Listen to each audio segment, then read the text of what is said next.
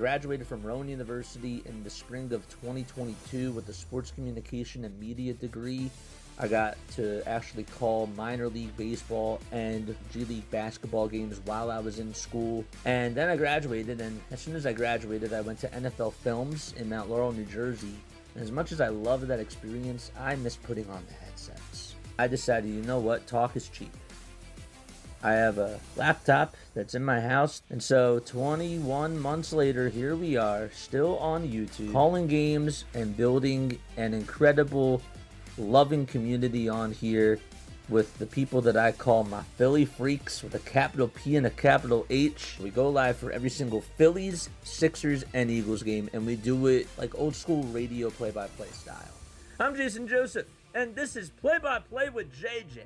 Showed swung on, barreled out to right field. Bye-bye baseball. That baby is long gone. Good evening, everybody. Hopefully you're all doing well and having yourselves a very fantastic night so far. My name is Jason Joseph, and this, of course, is Play-by-Play with JJ. We go on for Phillies baseball, we do Sixers basketball, we do Eagles football, and other Major League Baseball content as well here on YouTube. Make sure that you guys hit the thumbs up button, hit that subscribe button as well, and turn on those notification bell icons too, folks, and that way you will know when we do go live. The Philadelphia Phillies are taking on the Cincinnati Reds once again tonight. They will be playing Chase Burns. That's the guy that they're going to be going up against tonight, and they will send in Alan Rangel. He is going to be on there. He's going to be on the hill for the Philadelphia Phillies. The Phillies ended up calling up Alan again today, and they were able to call him up to the big league roster again. Yeah, so we'll see how he does. He did really good in his last outing. He did very well for the Phillies in his very last outing, and he is going to be on the hill tonight for the Philadelphia Phillies, and I'm really curious to see how he does. So they did announce prior to tonight's game against the Cincinnati Reds, the Phillies made the following moves. They placed Lou Trevino on the 15-day IL. And then they ended up recalling Alan Rangel from AAA. So, and they also returned right-handed pitcher Brad Keller from his rehab assignment and reinstated him from the IL. And they optioned Seth Johnson to Lehigh Valley. I will be honest with you. I thought Seth Johnson was actually doing okay. I really did. But it kind of makes sense. Yes, it kind of does that they ended up doing that. Because they had to call up Allen and they had to call back up Brad Keller, but sucks. I actually thought that he was doing pretty good. But who do you send down? Kyle Backus? I would have done that probably.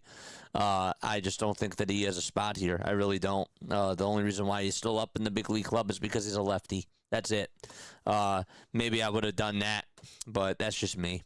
Anyhow, regardless, the Philadelphia Phillies will send Allen on the hill tonight, and he'll be going up against Chase Burns. The Philadelphia Phillies really struggled against Chase Burns the last time that they had to face him. He really just was able to dominate the Philadelphia Phillies, and this year he's been really good. He has the 8th best ERA in all of baseball. Sorry, the 5th best ERA in all of baseball. Also has a 10-1 record, a 1.08 whip as well. He's coming off of a performance against the Milwaukee Brewers where he went 6 innings, just gave up 2 earned runs and 2 walks, and he struck out 4. He goes pretty deep. Yes, he does. He can make life miserable for your offense because he has a lot of really good breaking pitches, and when he's locating those pitches well, it's just going to be a tough night. It's going to be a tough night for the offense. The outing before that against the Pirates, he went 6 innings. He allowed 5 earned runs, 9 hits. Did end up allowing a home run, and he did also strike out 10. But I wonder how the Phillies offense is going to do against him today. He's done pretty good against other Major League Baseball teams. So we'll see. We'll see how he does, and hopefully the Philadelphia Phillies are able to get a win tonight and take the series against the Cincinnati Reds. And yes, Alan Rangel is going to be out there on the mound tonight. Alan this season has a 3.3 ERA. He's coming off of a performance where he went against the Pittsburgh Pirates. He went 4 innings. He allowed 3 hits, 4 walks, and also 4 strikeouts as well. But he ate you innings, right? And that's the thing. Tonight, the question becomes, can Allen eat up innings again? Just give you 4 to 5 innings of work where he can just give up 2 runs. That is what is expected of Allen Rangel, and we'll see how he does. We will see how he does tonight. So, very curious to see how that does go. Final score predictions, please let me know down below. Drop your final score predictions in the chat and tell me who your most valuable players are for today.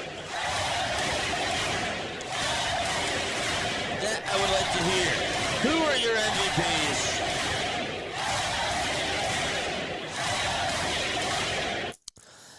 Okay, so my final score prediction for tonight's game that I'm going to go with is going to be, I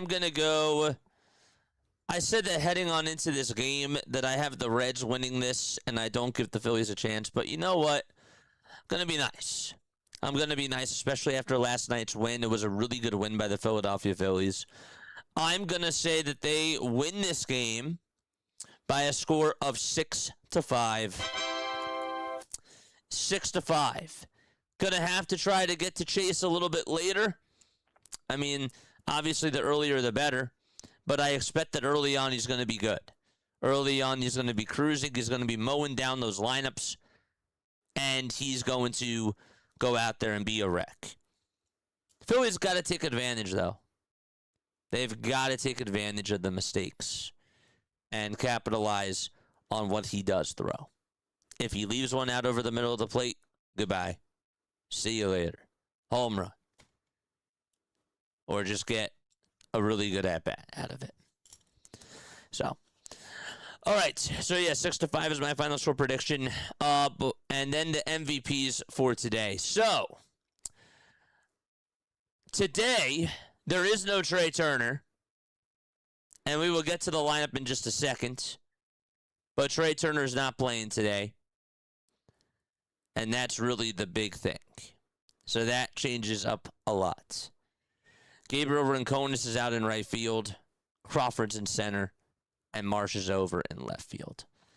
So who are your MVPs for this game? Please let me know down below. I'm going to go 6-5. 6-5, okay. And then I got, who else? Yeah, it's going to be close. We got to get, we get it in the 9th. 5-4 good guys. 6-5 MVP is Alec Bohm. I love it. Yes. And what did I go with? 6-5 as well? Did I say the same exact score as you? I think I did. My MVP for today that I'm going to go with is going to be Allen Rangel. Yeah. Allen Rangel is going to be my MVP today. If he goes 5 innings and gives you 2 earned runs and your offense is doing good, I think that's a good outing. I really do.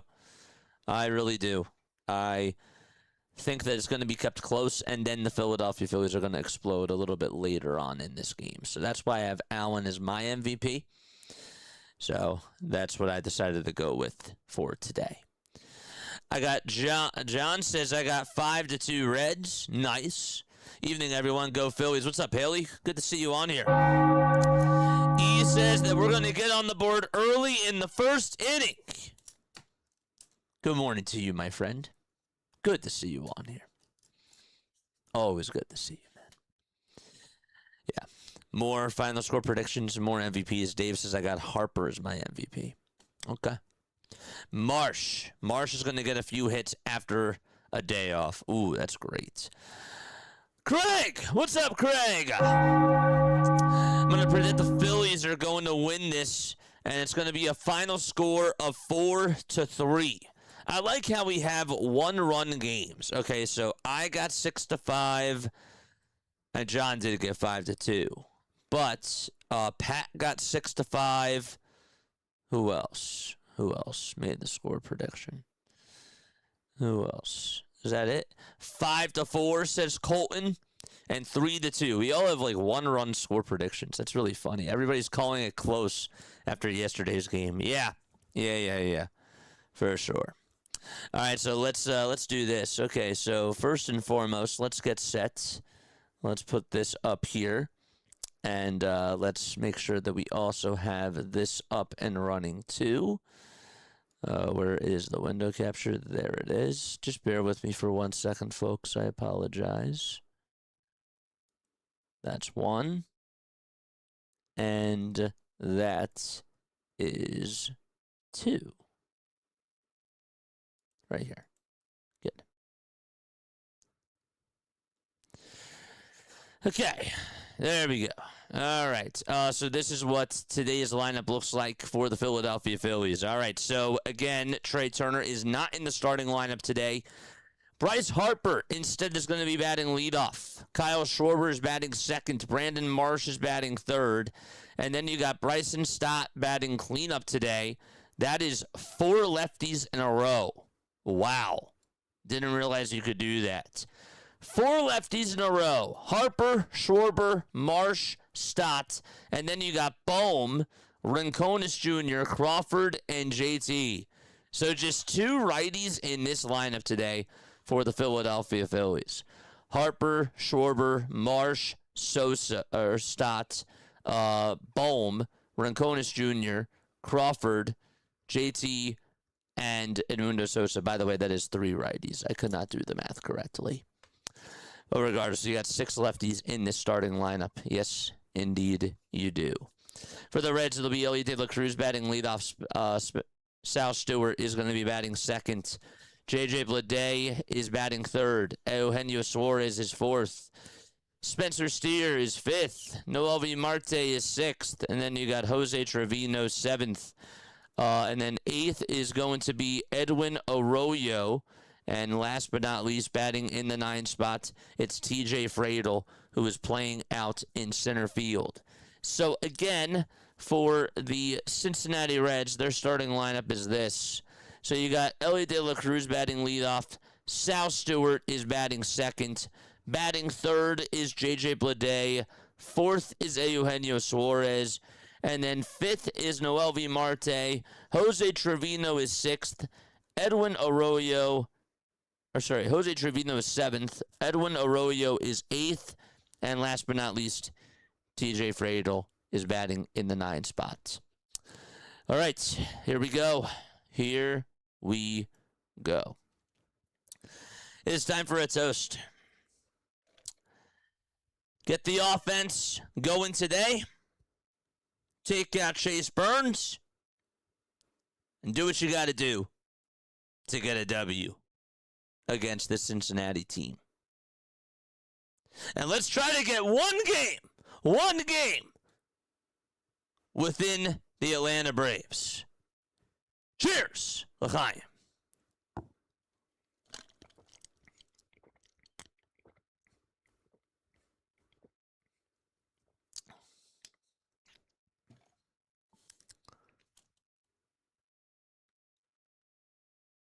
It's time for Phillies baseball. All right, here we go. We are ready to rock and roll. Don't forget to like. Don't forget to subscribe. Turn on the notification bell icons too, folks, and that way you will know when we do go live. Yes, hit that thumbs up button. There is Chase Burns ready to head out there on the hill for the Cincinnati Reds. First pitch was supposed to start 7:10. We're a little bit late. Reds are in their red tops, white bottoms, with white letters painted across the chest that say Reds. Okay. Burns, 2.4 ERA, 97 2/3 of an inning for him as well. He is 23 years old. He is 6 feet 3 inches tall.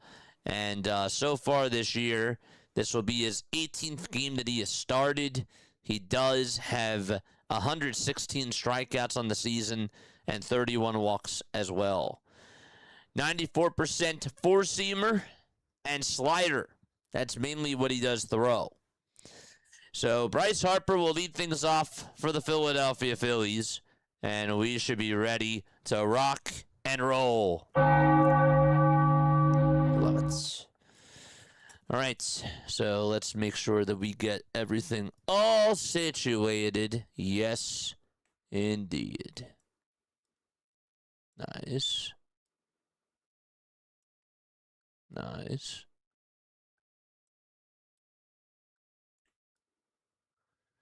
There we go. There we go. More final score predictions. Let us know down below. Oh, man.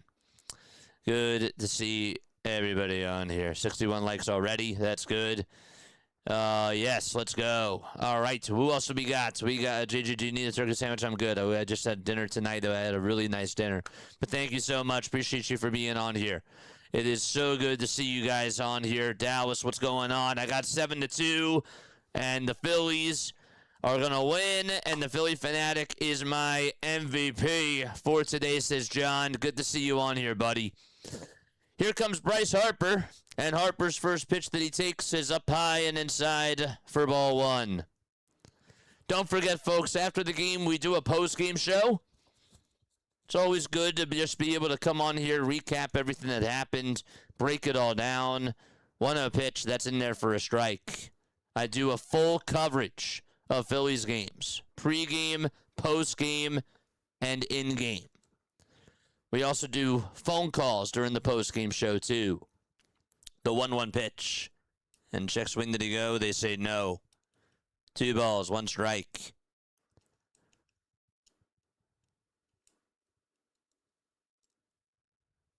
Burns gets set and fires, and Harper swings and misses at the slider.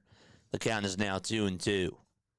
I am also going to start uploading the actual post-game shows after every single game over to YouTube, so in case you do miss it, it's up there. The 2-2 to Harper, fly ball hit out over towards medium depth right field, and the catch is made by Noelvi Marte, and there's out number 1. The defense for tonight's game will be as follows. So for the Cincinnati Reds, they got Jose Trevino catching. On the bump, it's Chase Burns. At first base, it's going to be Spencer Steer. At second, you got Edwin Arroyo as the pitch to Schwarber is taken in there for strike 1 at the knees. Sal Stewart's over at third, and Ellie De La Cruz is the shortstop. Burns kicks and fires. The pitch is in there for a called strike. It was at 94 miles per hour. Noelvi Marte is out in right field. In left field, it's J.J. Bleday. In center field, it's T.J. Fradel. The 0-2 to Schwarber. Down for a ball.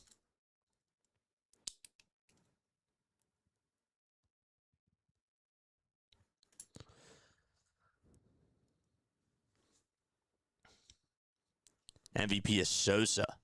Ooh. 1-2 pitch. Up high for ball 2. They're 18-6 in one-run games. That is the best in baseball. David says I got 3-2 Phillies. All these one-run games. Except for Joe's. Next pitch on the way. Swinging a foul tip into the glove for strike 3. And there's out number 2. Buster Olney just posted this on Twitter. Don Mattingly, I want to hear what you guys think about this. Don Mattingly asked in an interview, in quotes, before the game how he would feel if the Phillies approached him about managing beyond this year. The pitch. And that is in there for a called strike. He says, yes, he'd like to do that. He's working on an interim tag at the moment. Says it depends, of course, on what David Dombrowski would like to do. Next pitch, foul ball. So the question that I have for you, chat, is do you extend Don now, or do you wait?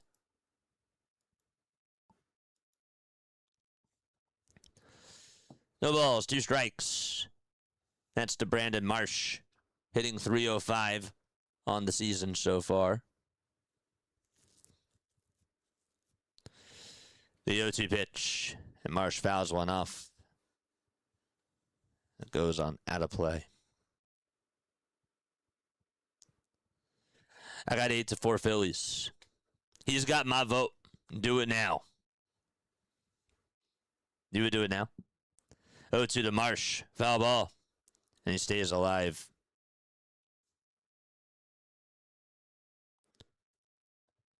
Would you extend him right now?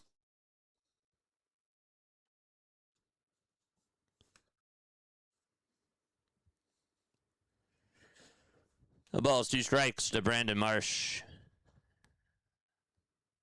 Burns with 14 pitches so far. Throws the 0-2. It's outside and high for ball 1. The Phillies are 2 games in back of the Atlanta Braves. The Braves are 52-38. The Phillies are 51-41. The Braves have lost 3 in a row. The next pitch is high for ball 2. Do it now. Extend him now. Rather have him than Cora. The 2-2 pitch. That's low for ball 3. I'm just saying, though, we had this conversation, though, when it came to Rob Thompson. And a lot of people were saying, extend him now, too. 3-2 pitch, and that's up high for ball 4. Do you think the Phillies made the right decision to extend Rob Thompson when they did? Is my question to you. So Marsh takes it up high for ball 4. And we got Stott up at the plate right now.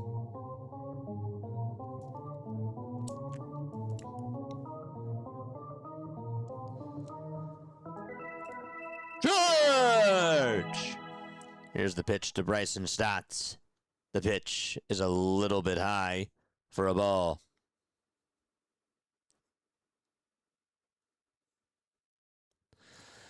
One ball, no strikes. The 1-0 pitch, that's going to be called strike 1. So in case you're just tuning on in, Harper flied out to right.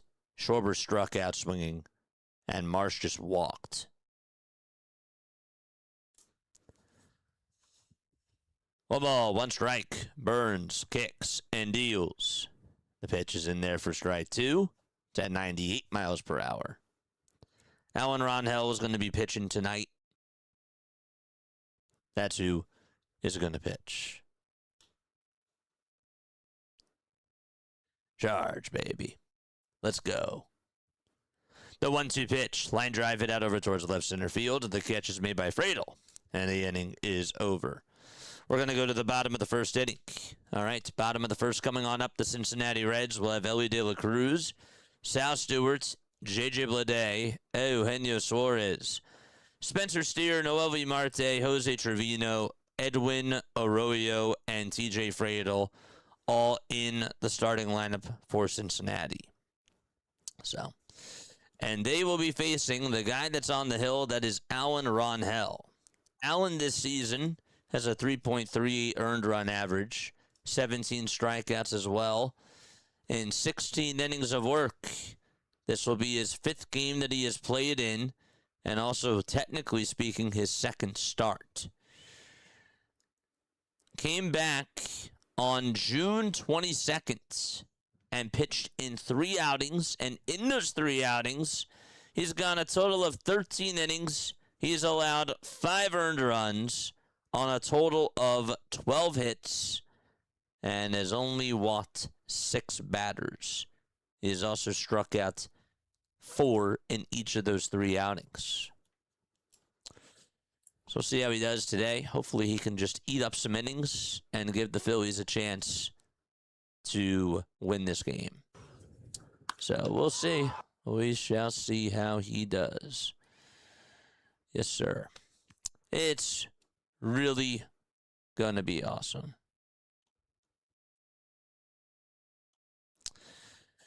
Man, Thank you again for the subs today, folks. Don't forget to like. Don't forget to hit that subscribe button as well. And turn on the bell icons, too.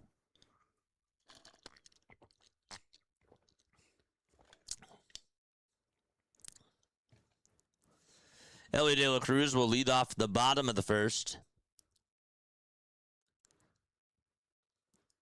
On the defensive side of the diamond for the Phillies, they will have JT catching, Rangel on the bump, Harper at first, Stott at second, Bohm at third, Sosa at short, Marsh in left, Crawford in center, and Rincones Jr. in right field. And the umpires for tonight, it'll be Alfonso Marquez behind the plate, Mike Estabrook is at first, Lance Barrett's at second, and Malachi Moore is at third. The first pitch, grounded over towards the right side. Stott plays it on a hop, steps back, throws it over to first. One pitch, one out in the bottom of the first inning. It's a 4-3 on the putout. It's 83 degrees out in Cincinnati, Ohio, at Great American Ballpark. The humidity, though, is at 60%. Wind gusts are at 2%, and the wind is just blowing at 1 mile per hour. It's really not windy at all. Here's the pitch. That'll be in there for a strike. There's still daylight out in Cincinnati, of course. No balls, one strike. And the pitch to Sal Stewart is down in the way for a ball. Sal's average sits at 254.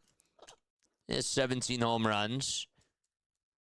Hasn't really had a good July so far, but he has recorded a hit in 5 of the 6 games that he has played in July.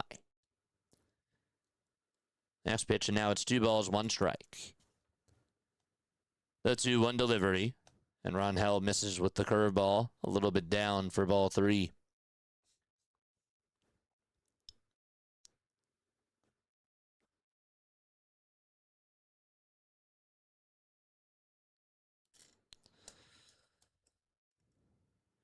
The 3-1 pitch on the way. That's in there for strike 2. What did you guys think about what Zach Wheeler said on not being chosen to play in the All-Star game? 3-2 pitch. That misses inside and low for ball 4. And so there's a 1-out walk. His quote today was, "It pisses me off. It's kind of BS. Just because I pitch on a certain day, I can't even pitch in the All-Star game or be there or get the recognition for it." That was his quote.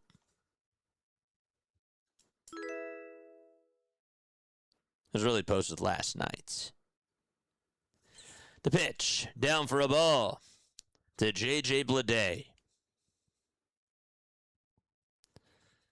Bleday is playing out in left field today. The 1-0 pitch, swing and a miss. Deanna Spencer, thank you so much for the sub on YouTube. And Mr. Biggs, thank you for the sub as well. Appreciate you guys. 1 ball, 1 strike, and here's the pitch. And the changeup is inside, not by much, for ball 2.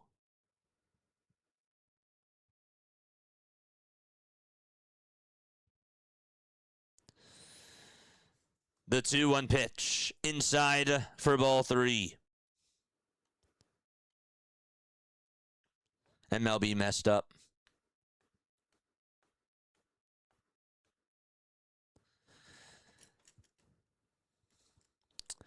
Three balls, 1 strike. Runner over at first, and Rangel slips. And that's a balk. So Sal Stewart is going to head on over to second base.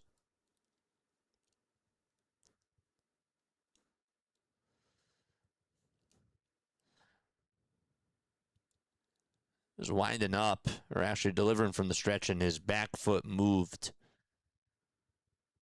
That caused him to be off balance. 3-1 delivery. That misses down for ball 4. And so back-to-back walks allowed by Alan Rangel. 2 on, bottom of the first, and 1 away. Ellie grounded out to second. Stewart walked. Blade walked. And Caleb Cotham is going to go out there to have a conversation with Alan Rangel and the rest of the infielders. Other games that are going on in baseball as we speak right now. The Astros are playing against the Nationals. That game is in the top of the third. The Yankees are down 1-0 to the Tampa Bay Rays in the bottom of the third. And then you got the Braves and the Pirates in the bottom of the third with no score. The Tigers lead it 3-0 in the top of the third inning against the A's. The Mariners are down 1-0 in the bottom of the third against the Marlins. And finally, the Mets lead it 1-0 as they go to the top of the second inning against the Kansas City Royals. The Giants game is the only game that's done. The Blue Jays shut out the Giants and one-hit the Giants 10-0. Here is Gino, who homered in last night's game, and he has a check swing foul ball on the first pitch towards the right side. And the count is 0-1.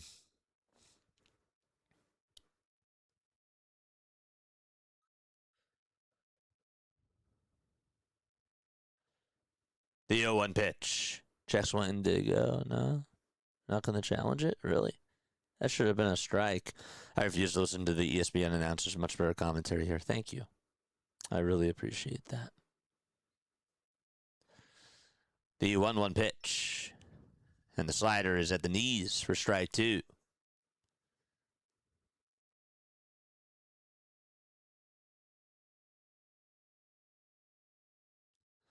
What was my score prediction? 6-5. 1-2 on the way. Swing and a miss. And there's out number 2. Gino strikes out. That was the same slider that he struck out on last night. Except Bowen's slider looked much more. It looked like it had even more break to it. So there's 2 away. Yeah, I don't expect them to get runs early against Chase Burns. I expect that they're going to add on runs late, and once they get to that bullpen, then they're going to put up runs. That's what I expect. Here's the pitch to Steer, and it's a foul ball that goes on out of play.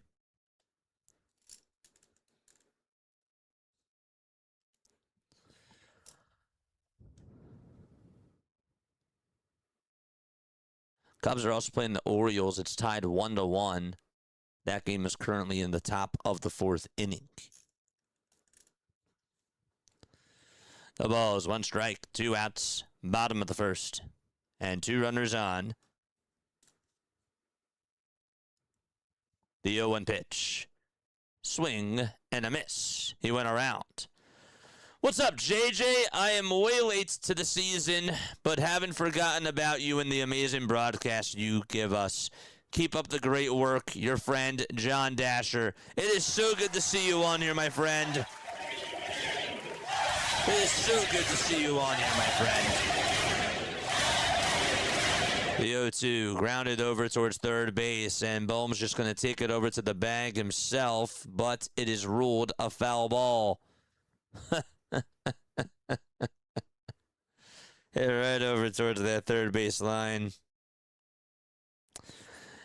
John, thank you for the $10 super chat, my friend. Drop the MVPs for John. John, coming on in hot. We love it. The 0-2 pitch. That misses outside for a ball. Phillies are 2 games in back of the Atlanta Braves for the top spot in the NL East. 1 ball, 2 strikes. Rangel kicks and fires, and this is grounded over towards the third base side. That's fouled again. That was clearly a foul ball. And Steer stays alive. It's a 5-pitch at-bat so far. Spencer Steer, 28 years old. Right-handed hitter, 5 feet 9 inches tall, 185 pounds as well. Has 14 home runs, a 736 OPS, a 230 batting average, and 36 RBIs. The 1-2 delivery, swing and a miss. He went with a high fastball at 95, and the inning is over. No runs, just 2 walks allowed by Alan Rangel, and he settles on in, and he ends up getting a strikeout to end the first inning. We go to the top of the second. The Phillies are going to come on up to the plates. We'll see how they do and if they can get some runs on the board. Okay, where are we tapping on in from today? Let us know down below. Oh boy, cheers. I need some water. Are y'all ready for this? I'm feeling the love. Thanks, you guys. Well, we love you, man. I was wondering where you've been. It's always good to see you. Kendall from New Orleans. Let's go. Julian tuning on in from Miami. Running hot. Love it. And my first guy, of course, gets a thumbs up and a high five. We love to see it. Kendall, thank you very much. Joanne, thank you very much. We got Port St. Lucie, Florida in the chat. Joanne from South Jersey. Cold QS, tuning on in from Alaska. We got Penguin Bar. Love it. North Philly tonight. Cranford, New Jersey, Pottsville, Ducktown, Wichita. We got Philly freaks from everywhere. Sydney, Australia, Tahiti, says Joseph. What's going on, Joseph? Very, very good to see you. Typhoon! What's going on, Betty? We got Eaton Corporation, Eagle D's is here. The State of Delusion, Queez is here. Nevada, it's 113 degrees. Please stay safe. Please be in AC. Kagoshima, Japan in the chat. John is here. Joe is here from Kingston. We love to see it. Trenton, New Jersey, Ohio. The pitch, and Bohm is going to foul off the very first pitch that he sees, and the count is 0-1. We'll do some more shout-outs when we do go to the bottom of the second, but make sure that you guys continue to shout out where you guys are tuning on in from. Man, we got people from all over the world. It is great.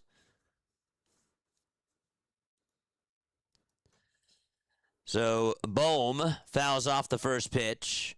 Again, Harper in the first inning flied out to right. Schwarber struck out. Marsh walked. And Stott lined out to center. And the pitch to Bohm. And the count is now 1-1. Trey Turner is not in the lineup today. Edmundo Sosa is playing over at shortstop. The 1-1 pitch. Down for ball 2. It was a slider.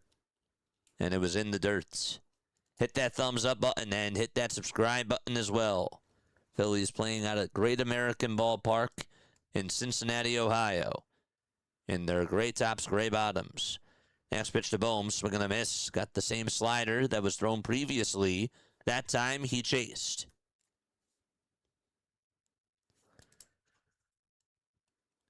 Trevino behind the plate for Cincinnati. And Burns on the bump for the Reds as well. The 2-2 pitch, ground ball, hit back up the middle. Ellie De La Cruz has it on the ground, throws it over to first base, and gets there in plenty of time on the throw.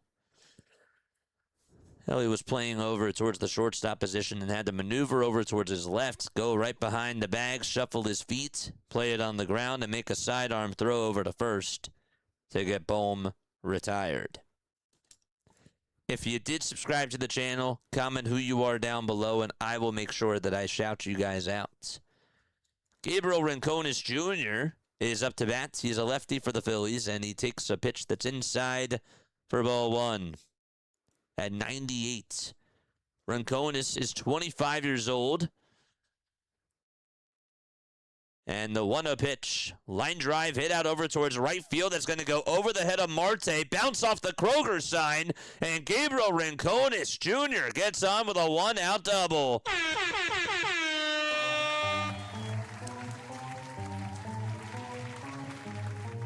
Let's go. Smacked that really hard over the head of Marte. It was down the middle. George! He's been hitting the ball a lot better. Craze with a $20 super chat. Crazed. Thank you so much.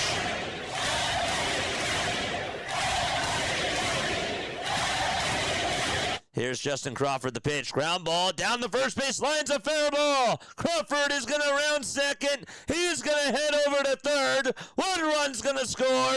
1-0 Philadelphia. Rincones with a double. And Justin Crawford, the speed of lightning, able to make it a 3-bag out of it.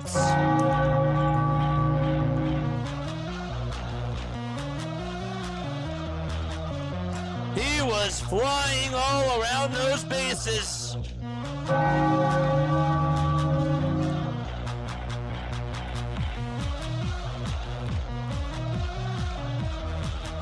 Craze, thank you so much for the 20. Appreciate you. He says, keep up the great work. Thank you. Much love. Here comes JT. The pitch. Down for a ball. John, thank you for the 10. Craze, thank you for the 20. Means the world. 1 ball, no strikes.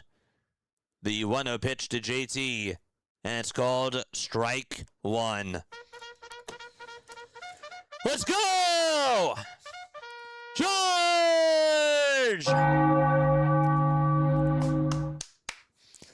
1 ball, 1 strike. The 1-1 delivery. Down and out for ball 2. I need that Phillies emoji. If you guys want, memberships are $2.99 a month. That's how you get access to all those emojis. I'm going to drop the link down below. The 2-1 pitch, and that's on the outside edge for a called strike. It's just $2.99 a month. It's a really good way to support the channel.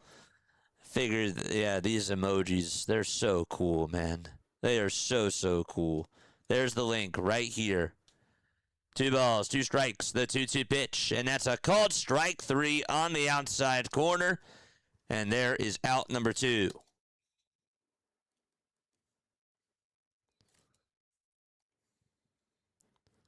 Looks like that he just took a fastball. At 98, it was a 4-seamer. JT thought it was going to be a little bit more outside.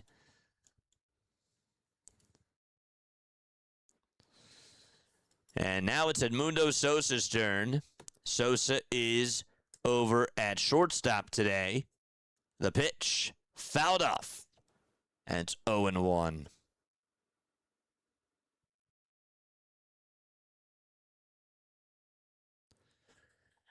No balls. 1 strike to Sosa. The pitch low for ball 1.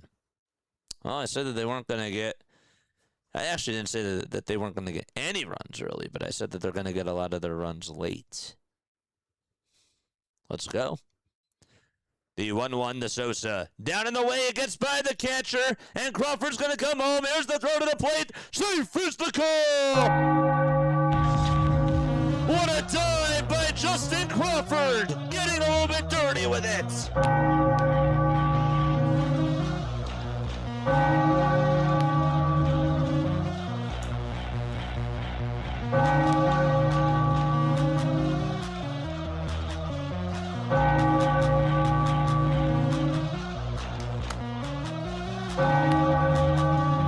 It's a wild pitch. He got his left hand in there before Burns tagged him out. And it's a 2-0 ball game.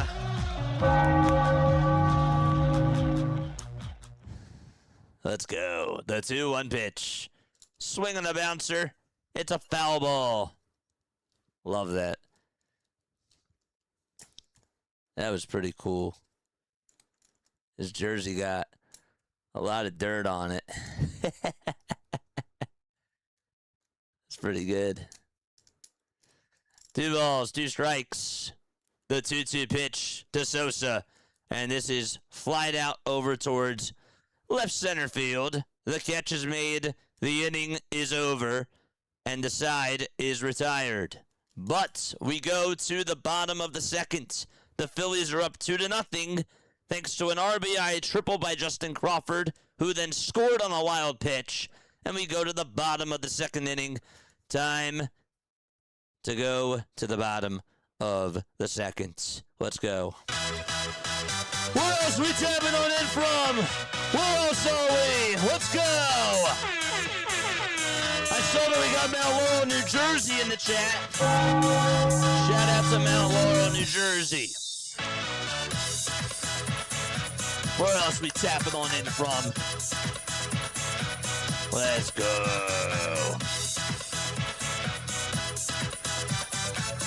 I go outside to water the tree I planted earlier and whammy. What kind of tree?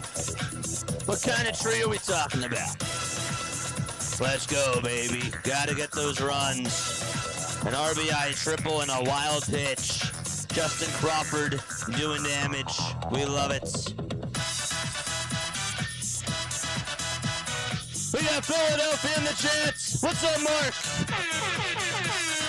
Delaware's in the chat. Thank you so much for tuning on in. Reading, Pennsylvania is in the house. Is Greg.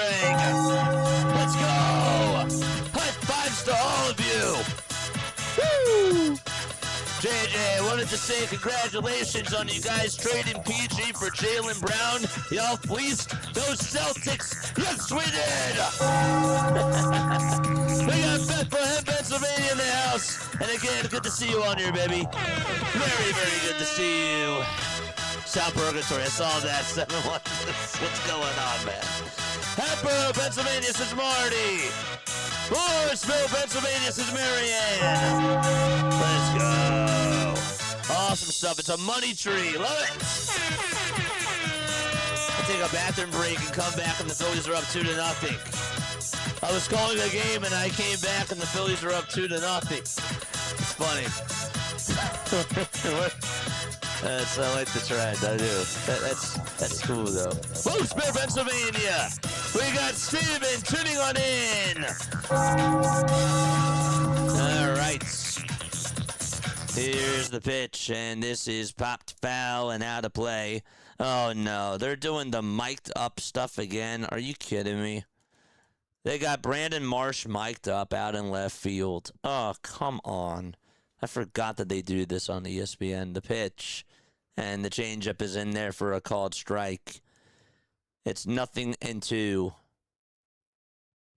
Come on. The 0-2 pitch, and that is way up high and way inside for a ball. Crawford is now hitting .325 over the last 30 days, by the way, chat. And that's courtesy of John Foley. 1 ball, 2 strikes, 2-0 Philadelphia. Bottom of the second, Marte hitting .196.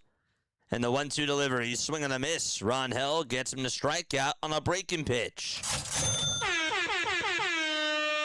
Drop a chair or 2 in the chat for Alan Rangel, or actually 3, because he has 3 strikeouts. And that'll bring Trevino up to the plate. So he has struck out 3 batters in a row.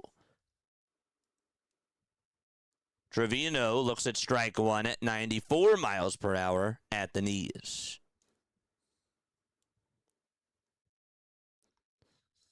It's good, Larry. Good to see you on here, buddy. Hope you're feeling better. 1 ball, 1 strike.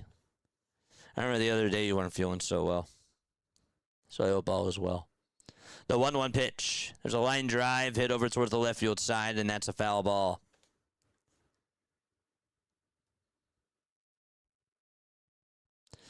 Folks, I have a couple of rules in the chats. Just a couple of rules. I keep it plain and simple. Do not spam in my chats. Do not be a jerk in my chats. Do not curse in my chat. And be good to the mods. Next pitch, here it comes. Swinging on this. Another strikeout for Rangel. Alan Rangel with 4 strikeouts in a row. Wow, everything is working for him. And up to bat next is Arroyo. So he went 4-seamer, slider, changeup, and then he went 4-seamer again. This time he fires a changeup, and it'll be above the zone for a called ball. Once again, Crazed and John, thank you both so much for the super chats. The 1-0 pitch inside and taken for ball 2. It was a curveball.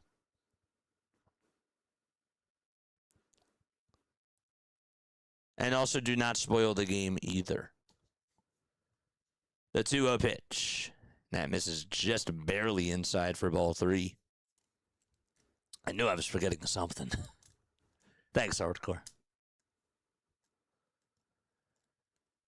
3 balls, no strikes. Rangel kicks and deals and throws a 4-seamer down the center of the plate for a called strike.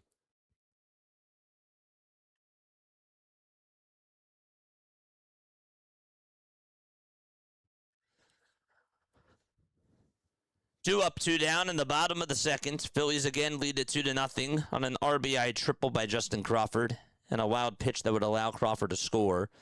Next pitch, line drive, leaping catch over at second by Bryson Stotts. Good reflexes there. And we will go to the top of the 3rd inning. A 1-2-3 inning for Alan Rangel. And Harper, Schwarber, and Marsh are going to come on up to the plate. Again, there is no Trey Turner today. Trey Turner has an off day. Yesterday it was Brandon Marsh. Today it's Trey Turner. And the Phillies decided to go to 4 lefties in a row. Harper, Schwarber, Marsh, and Stotts to start off the lineup. Okay. Rehoboth, Delaware, tuning on in the chat. What's going on, Benjamin? Benjamin Fazio is here. We got 141 likes. Make sure that you guys hit that thumbs up button, hit that subscribe button as well, and turn on the notification bell icons too, and that way you will know when we do go live. Yes, good stuff. Very, very good stuff.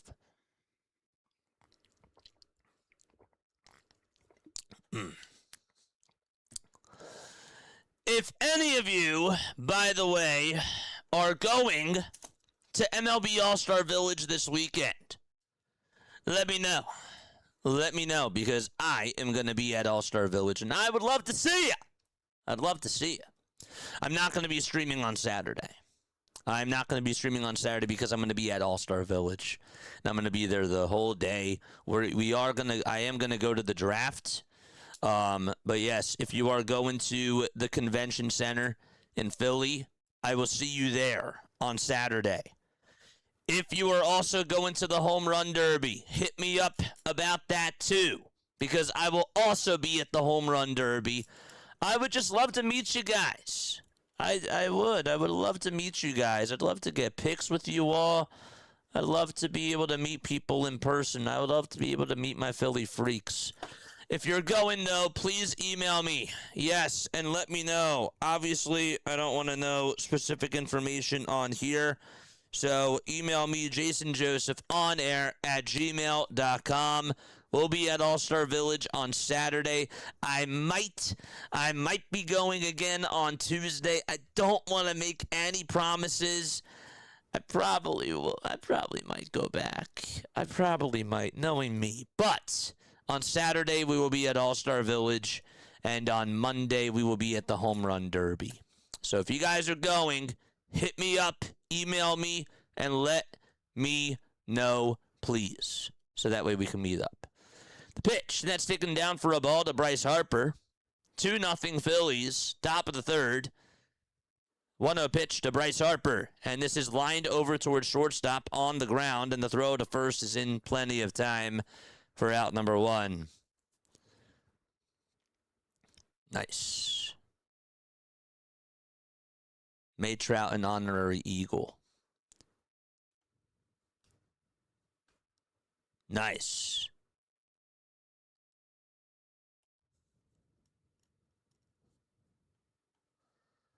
One out, top of the third, and it's Kyle Schwarber's turn. Schwarber is in the box. And on the very first pitch, he'll pop it up. And it's hit out over towards the third base side on the infield grass. And there is out number 2.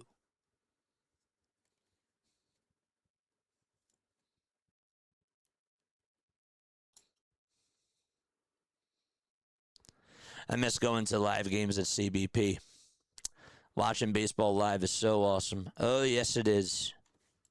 I'm like really excited about going to meet some of these former players too and seeing what the panels are like. It's going to be really awesome, filming a lot of content.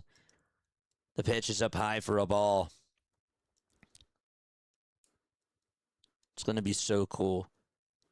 Please keep your notification bell icons turned on with all the shorts that we post, especially on Saturday. Especially on Saturday. 1 ball, 1 strike to Brandon Marsh. 2 outs, top of the third. Nobody on base. The 1-1 pitch. And the slider is in there for strike 2. Burns with 46 pitches in 2 2/3 of an inning. Threw a good slider to Brandon Marsh. The 1-2 delivery. The slider again misses. This time it's down for ball 2. Let's go Phillies. Please no LeBron. I don't want to be forced to cheer for his successes, Big Mo. Man, if we get a title out of it, though, it is what it is. 2-2 pitch. Foul ball. Who else do they have on the market that can play at the power forward position? Going to CBP on July 24th. Going to watch them crush those Yankees, says Steve. Dude, that is awesome. 2-2 pitch. Grounded over towards the left side. And underneath the glove of the third baseman, Stewart, for a base hit. And Brandon Marsh gets on base with a 2-out single.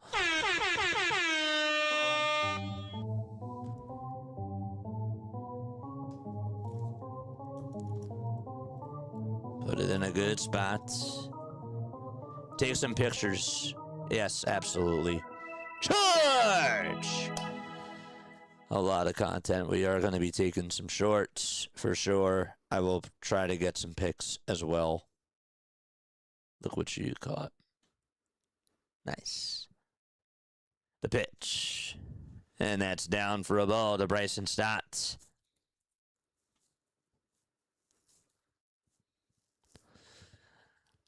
One and 0 is the count. Marsh leads off over at first. There's 2 away. The pitch to Stott, and he ropes one foul. Beast Coast with a 5. Thank you all so much. You guys are too kind, man. You guys are awesome. Thank you, really.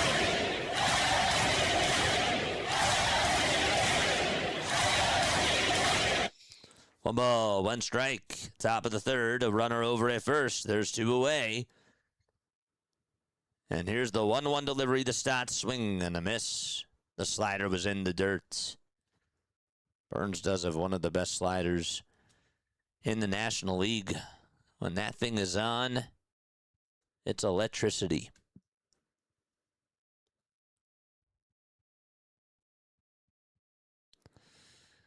Burns gets set, tosses it back over to first, and that's going to deflect off the glove of Steer, but it won't bounce too far away from him. And Marsh will stay right where he is at first base. I love you, man. I do. Thank you so much.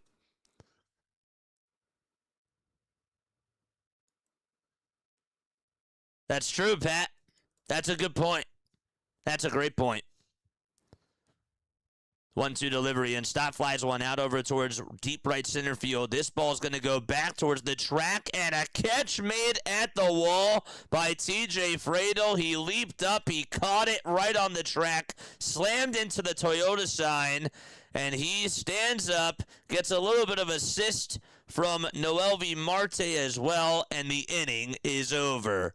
What a catch by TJ Friedel. He just banged into that wall and made a ridiculous catch. That was a good catch. We go to the bottom of the third. Still 2-0 Philadelphia. That is too bad. Stott really roped that thing. Okay. So a line out to center, and it's time for us to go to the bottom of the third inning. Hey, JJ, can you catch me up? No. Absolutely not. But I will tell you that Justin Crawford had an RBI triple, and Crawford also scored on a wild pitch. And so that's how it became a 2-0 game.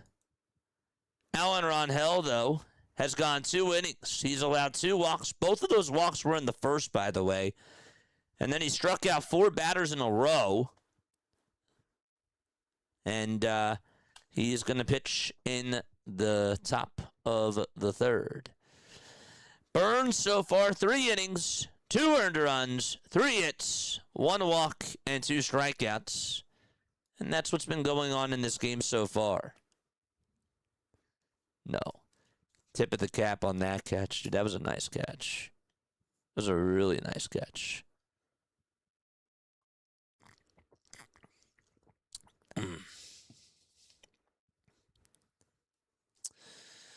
Yeah.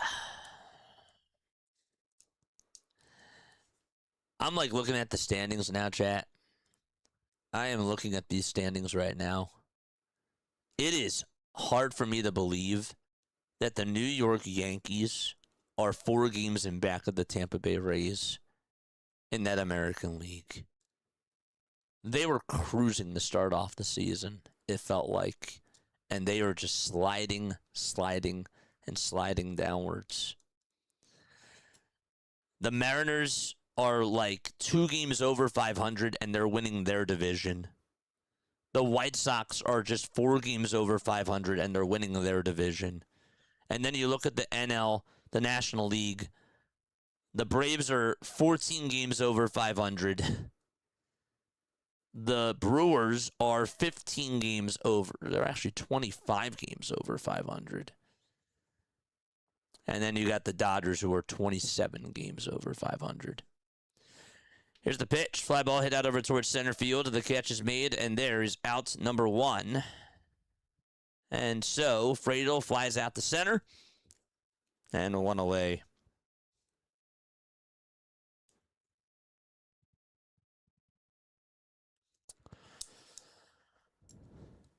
And it's Ellie De La Cruz who's up to bat next. And Ellie looks at a 4-seamer on the outside corner for a called strike. Don't forget to like. Don't forget to subscribe.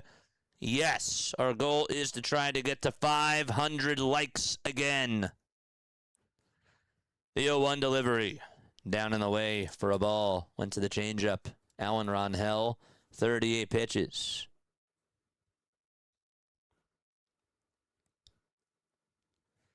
The 1-1 delivery. And De La Cruz flies one out over towards right center field, and that'll split the gap and go all the way towards the wall. This guy is going to get a double out of this. And he gets on with a 1-out double out over towards right center field. That was a mistake. He left it out over the middle, and Ellie did not miss a beat on that. I think it was a fastball. JT wanted it a little bit more down.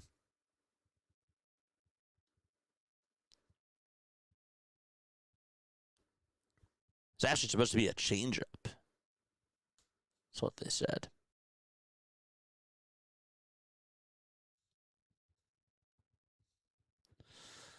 One out. Runner over at second. The pitch is down for a ball.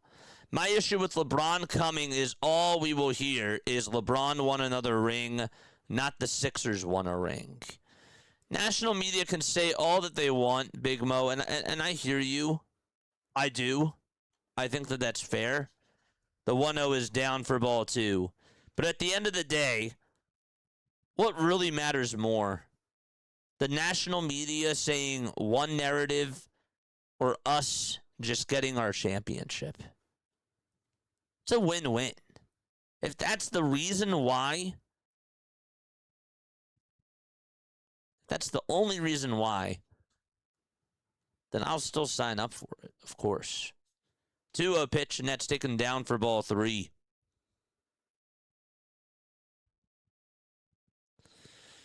3-0 delivery, and there is a called strike. Right at the knees. Sal Stewart leads rookies in the National League in homers, RBIs, doubles, walks, and extra base hits. The 3-1 pitch. There's a called strike 2. Sal will challenge this. He thinks that was ball 4. Looked like it hit the outside corner at the knees. And that will be a strike. Okay. That is confirmed. Really good pitch by Allen.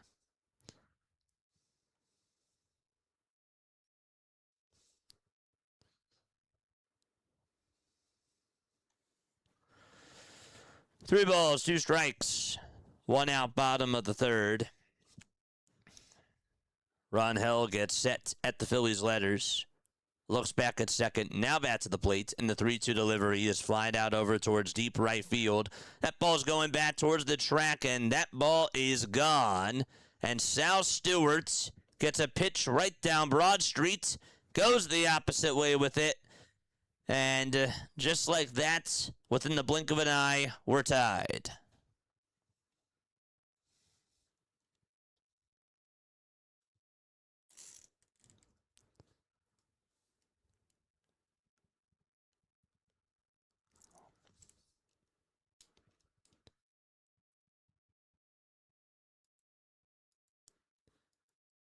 So Sal gets his 18th homer of the season and also gets his 62nd and 63rd RBIs.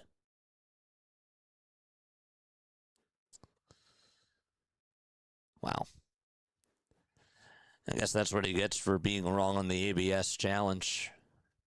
The pitch, inside for a ball. That's Sal's 2nd homer of the month.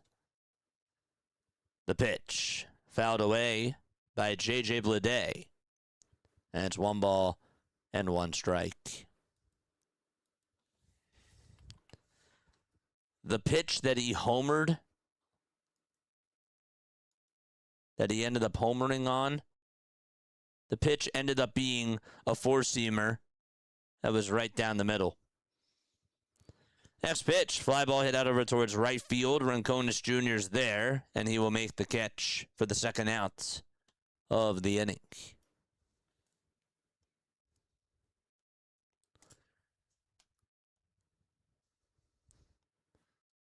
Luis Garcia Jr. for the Nationals. We've been talking about his power surge that he's been on ever since he was playing the Phillies.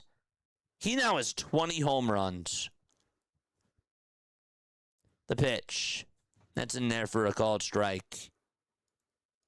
He now has 20 home runs.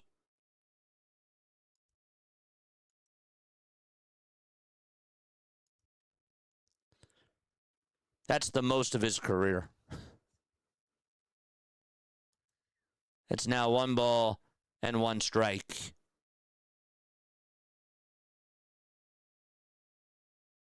The pitch to Gino.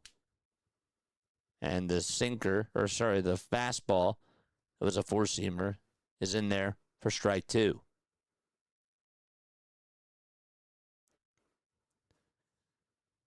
Next pitch, now it's 1 ball, 2 strikes. He has now homered Luis Garcia Jr. 9 times in the last 2.5 weeks. Next pitch, foul ball. That was before heading on into today. So now it's 10 times. The 2-2 to Suarez. Another foul ball. Now to play it goes.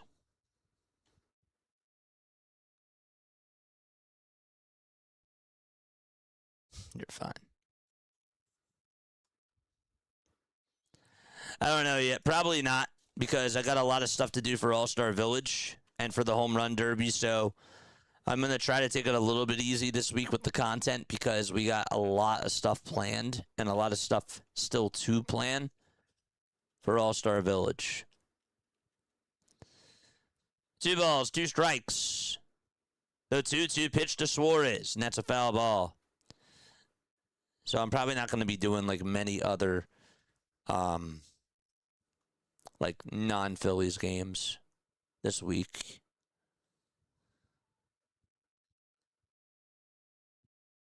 Two balls, 2 strikes, the 2-2 pitch. That's low and away for ball 3.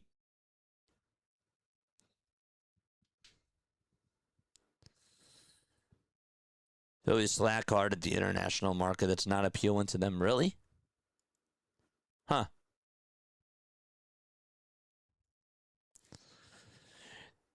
This will be the 10th pitch of the at-bat. The 3-2 pitch. Check swing, did he go? Did he go? They say no, he did not.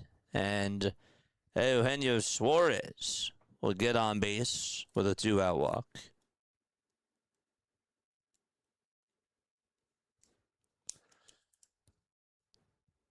Allen already with 58 pitches.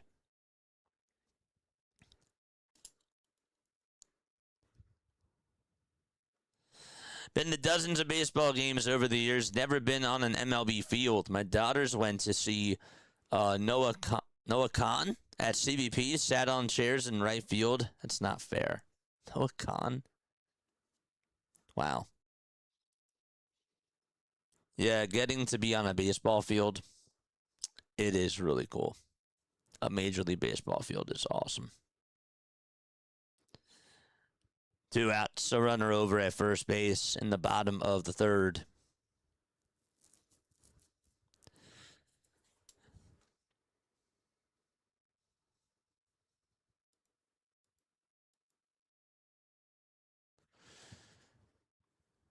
Well, the next guy up, that'll be Spencer Steer.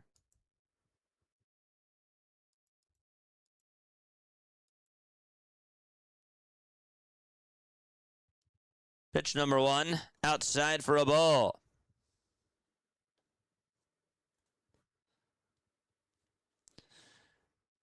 Nationals lead at 5-1 in the top of the 5th against Houston. Rays are up 2-0 against the Yankees. The pitch. That's at 81 miles per hour. That's in there for strike 1. We got the Cardinals up 2-0 against the Milwaukee Brewers. Red Sox and White Sox have no score. That game is in the top of the 3rd, actually. Next pitch, and now it's 2 balls and 1 strike.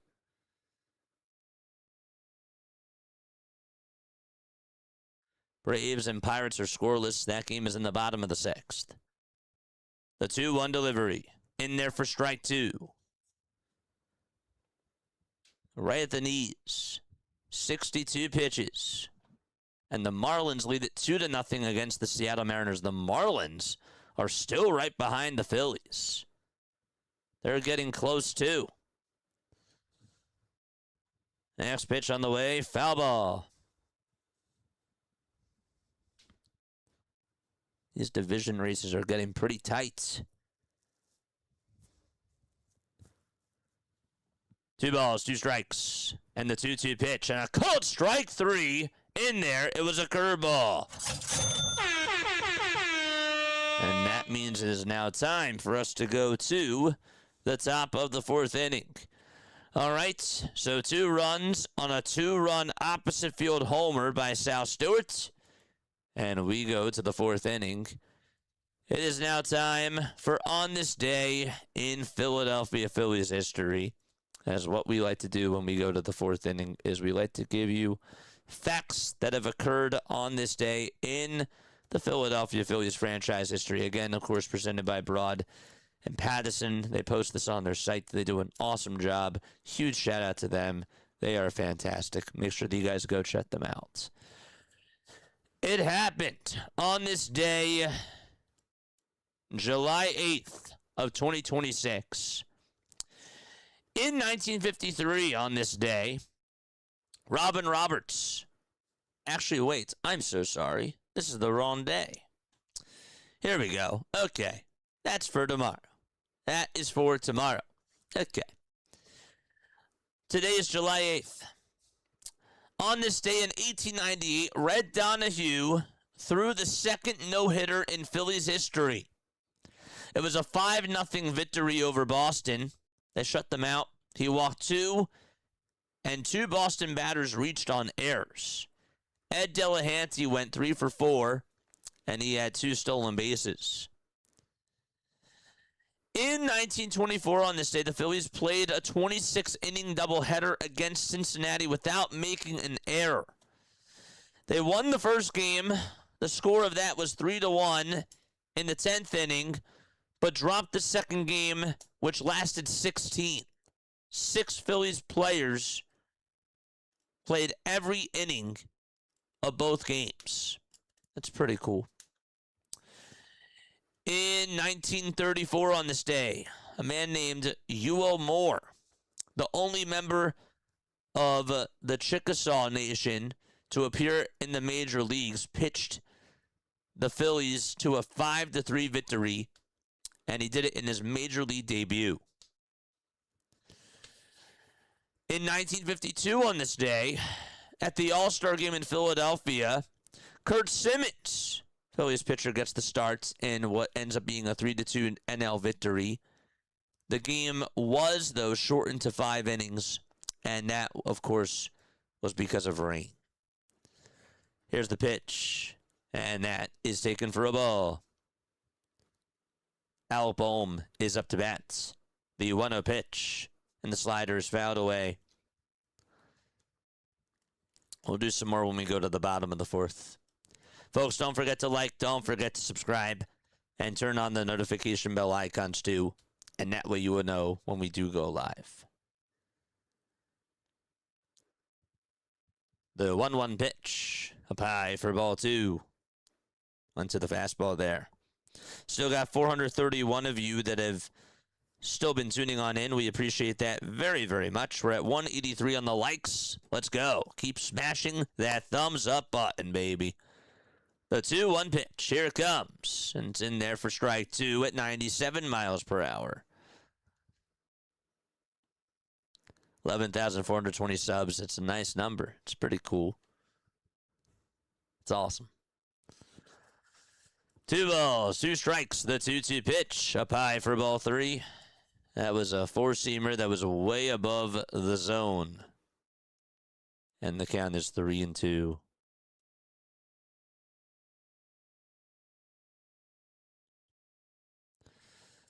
Burns kicks, it fires, and another foul ball, and it'll go towards the right side, out of play. Chris Cope, thank you so much for the sub over on YouTube. Appreciate you, bot. Appreciate you, my guy.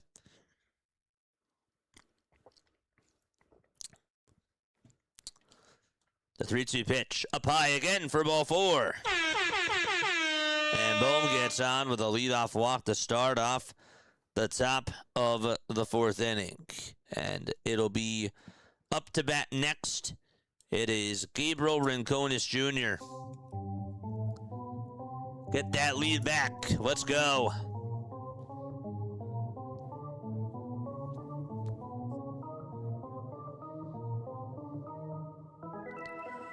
Charge!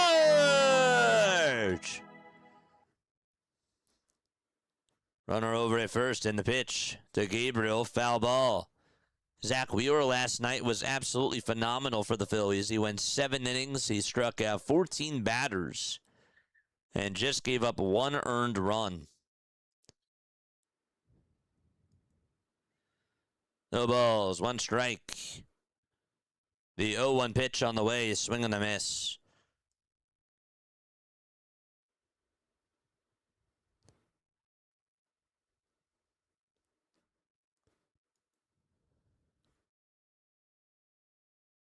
Schwarber also hit his 31st homer of the season last night.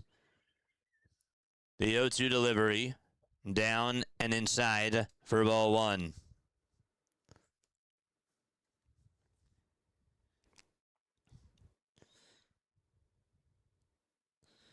Jared Jones was perfect through 6 innings for the Pirates. And again, they're playing the Braves.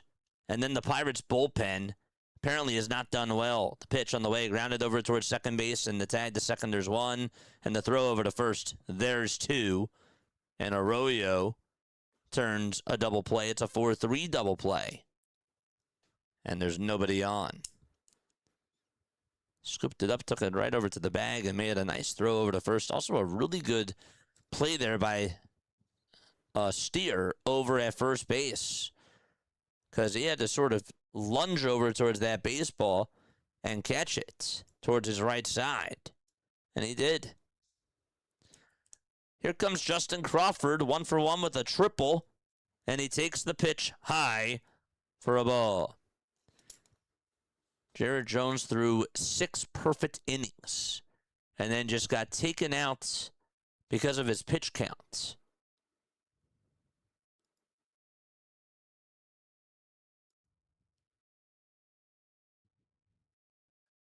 I assumed that the Braves scored. They did not. Because somebody said, and then came the Pirates bullpen. 2 balls, no strikes to Crawford. The pitch. Low for ball 3. Jared Jones struck out 8 batters. Montgomery did give up a hit, so that broke the no-hitter and the perfect game. 3 balls, no strikes. The next pitch is a fastball at 98 on the outside edge for strike 1. Beast Coast says I got 6-4 Phillies. Not really surprised how good we did last night. I am, however, surprised they have 2 on us already. Next pitch, foul ball. Oh, instead of more? Because I agree with that. I do agree with that.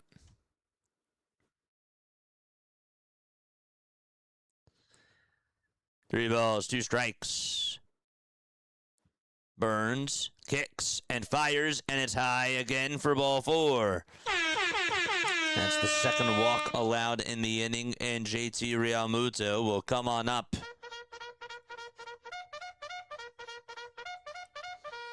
George! Carlos is here. What's going on, Carlos? Oh, Carlo. What's up, Carlo? Good to see you.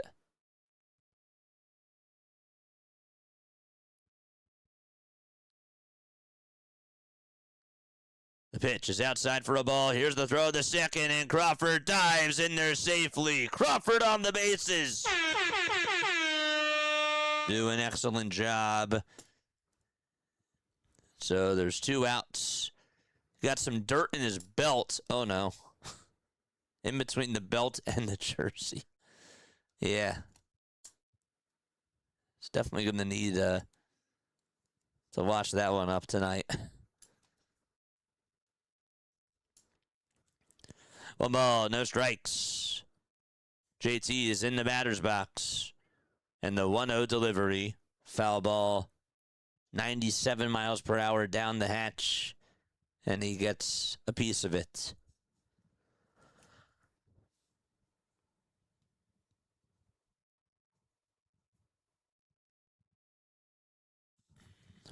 One ball, 1 strike. 72 pitches for Burns. The next one is down in the way for ball 2.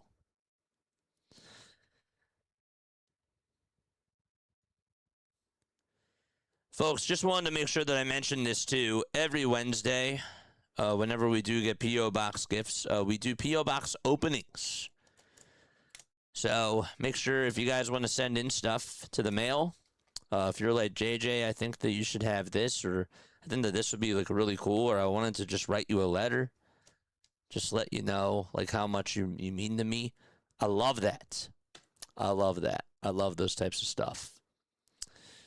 2 balls, 1 strike. Next pitch was taken for ball 3. And the pitch after that, JT pops this one up and skies it into foul territory. Get out of play. It will. And the count is now full at 3-2. So if you guys do want to send stuff to the P.O. Box, one of the mods will drop the link to that down below. But for the audio listeners, it is Play-by-Play with JJ, P.O. Box 6, Gibbsboro, New Jersey, 08026 is the zip code. 3 balls, 2 strikes. The payoff pitch to JT, and he fouls it off, lost the bat, slipped out of his hand, and it went right near the Phillies rail.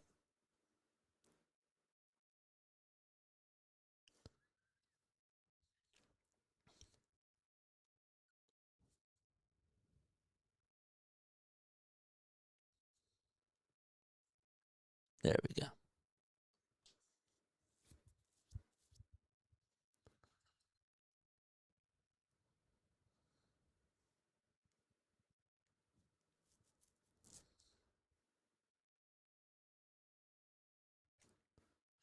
Three balls, 2 strikes, 2 outs in the top of the 4th inning. And we are knotted up at 2 apiece. Crawford is at second. Burns gets set and fires. The pitch is down again, and JT gets on, and he will go on over to first base. So that was ball 4. JT is at first. And that's the 3rd walk allowed in this inning by Chase Burns. And we got 2 outs with 2 runners on and a timeout taken on the bump. Edmundo Sosa's up next. Let's go!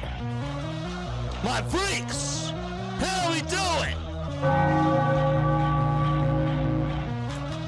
Get some runs on the board. That was a great at-bat. Oh, dude, that's so sick. Thank you, man. Yeah, I'm so happy that you did that.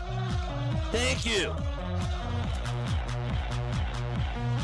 2 outs, 2 runners on. Appreciate you, buddy. You are the man. You're the man. Yes, sir. All right, so here we go. Top of the 4th, 2 runners on, 2 outs. The pitch to Sosa, down and away for ball 1.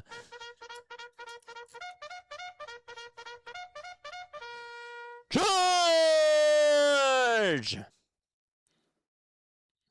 1 ball, no strikes to Edmundo Sosa. And the 1-0 pitch, and Sosa gets underneath it. He looked back to the dugout, and he said, darn it. And he skies it out over towards medium depth left center field. Blade is there. He'll make the catch. And the Phillies strand 2 men on base. No runs, 3 walks allowed, and not a scratch against Chase Burns in that 4th inning. And we go to the bottom of the 4th out in Cincinnati, Ohio. Okay. Other things that have happened on this day in Phillies history, as today again is July 8th.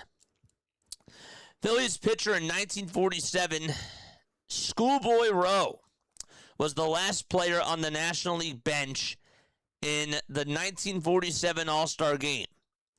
There were 2 outs in the bottom of the 9th. He was called on to pinch hit and flew out to end the game. That at-bat, however, made him the first player to appear in an All-Star game for both leagues. So Schoolboy Rowe was the first ever player to appear in an All-Star game for the National League and the American League. That's pretty cool. In 1952, on this day, at the All-Star game in Philadelphia, the Phillies pitcher Curt Simmons gets the start in what ended up being a 3-2 National League victory, and the game was shortened to 5 innings due to rain.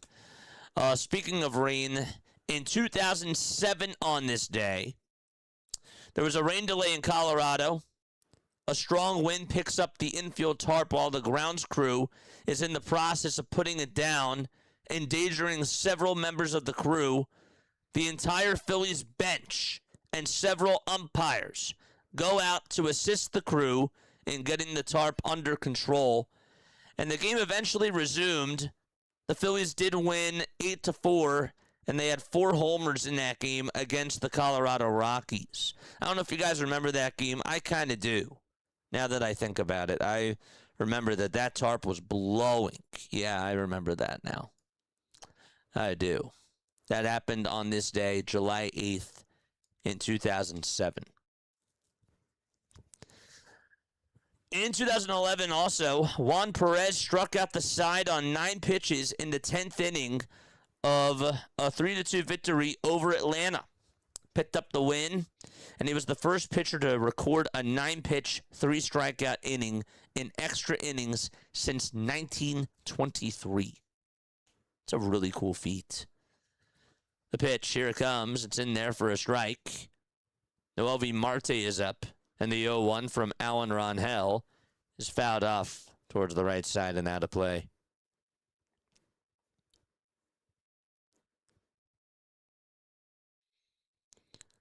Allen is 28 years old. He's Mexican.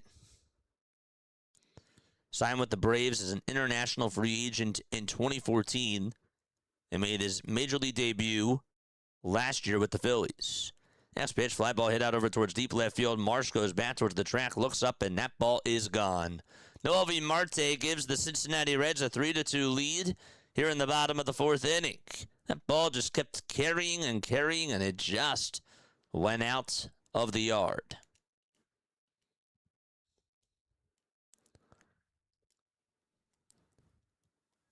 .371 feet, 95 miles per hour off the bat.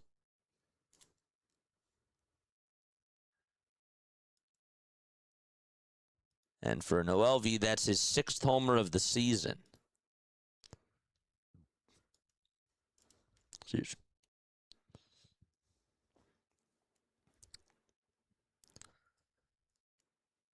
That'll bring up Trevino to the plate. And he looks at ball 1. I remember the Tarp game. That was wild. It was Utley, Vittorino, and Howard helping with the Tarp initially. Then more people helped. Yes, that is correct. Here's the pitch. Fly ball hit out over towards center field. Crawford is there. He will make the grab. It was hit over towards medium depth center field. There is out number 1.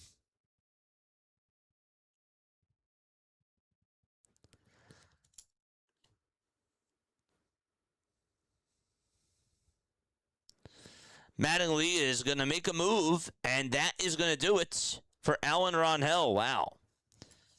Okay, so he just goes 3 1/3. He allows 3 earned runs, and we will have a pitch and change. I guess today's a Tim Mesa type of a day, right, chat? I guess so. All right, I'm going to take a very quick step off. I will be right back in just a few moments. Do not go anywhere. I will see you very soon. While we're in this break, please, please, please make sure that you guys hit the thumbs up button and subscribe to the channel as well as we try to get to 500 likes once again.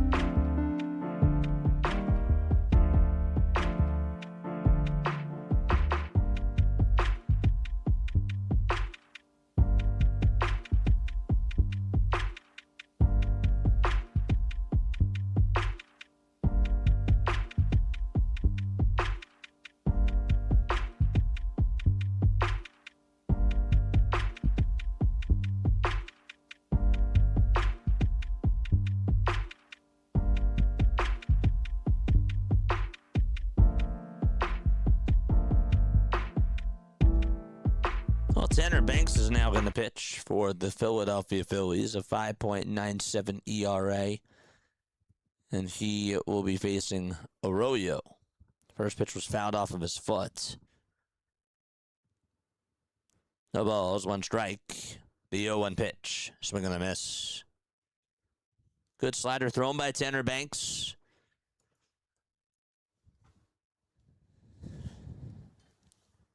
Figured also he was going to be used today, too.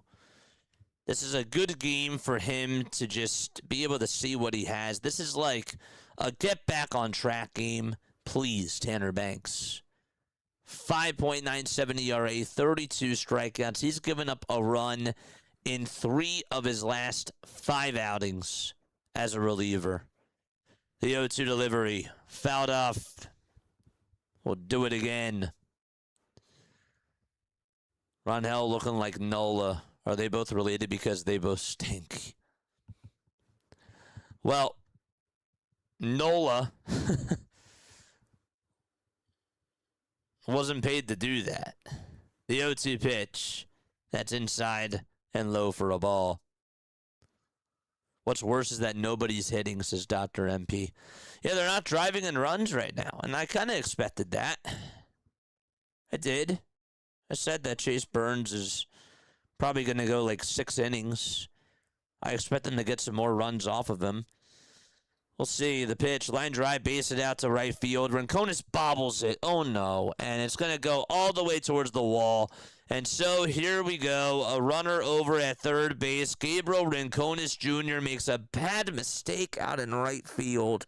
The ball was lined out to right, and it was just a regular one hopper that he had to field. The ball got underneath his glove, and that is going to be a triple. Unbelievable, man. Unbelievable. Took a bounce. Actually took a couple of bounces, and he just didn't get the glove down. What? And it's going to be an E9. Okay. Should be a double and an E9. Here's the pitch. This is bunted back over towards the right side of the mound. Here's the throw to first base. It was a little bit high, but Stott made the catch. And there's out number 1. Arroyo stayed over at third. I was shocked that he stayed right over at third base. And he did. Luckily enough, there's out number 2. I am shocked that they bunted right there and that he stayed right over at third. I mean, the ball was bunted right over towards the left side of the mound. He had to obviously check the runner first, and then Harper was off the bag, so Stott had to go cover first base. Banks almost made a bad throw, and Stott caught it. And there's out number 2. Oh, my gosh. Double and an E9. Here comes Elly De La Cruz. The pitch is up high for a ball.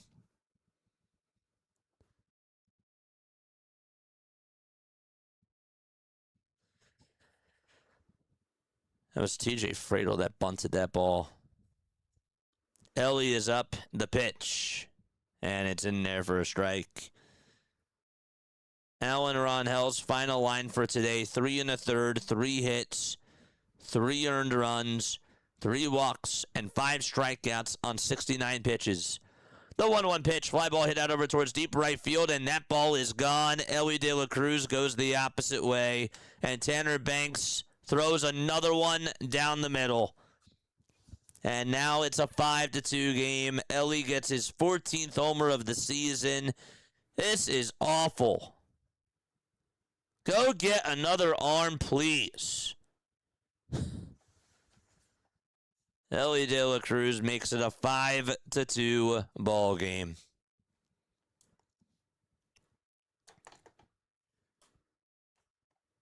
And again, just down the middle. Elly's like, you're really going to give me that pitch? You're really going to give me that pitch? They took it the opposite way, too. Wow. That was a slider. A slider towards the outside edge. That stayed up. Didn't have any sort of break to it. The pitch, there's strike 1. 0-1 is the count. The 0-1 pitch. That's fouled off over towards the left side.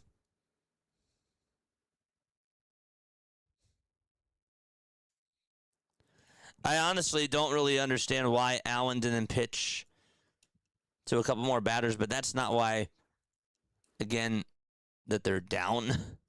I would have left him out there for a couple more. The pitch is fouled away. Now it's 0-2.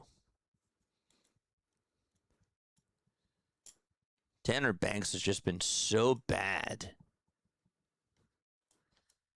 The 0-2 pitch. Fly ball hit out over towards deep right field again, and that ball is gone as well.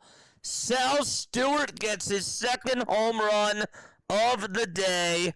It's a 6-2 ball game. Cincinnati leads it by 4.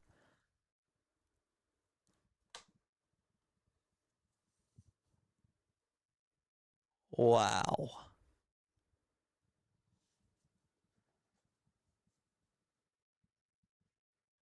Yeah. Yep. Fastball down the middle. What are you doing? Wow. 4-run lead for the Cincinnati Reds. They put up 4 in the 4th. The pitch. And it's called a strike on the inside corner. You've got to be kidding me.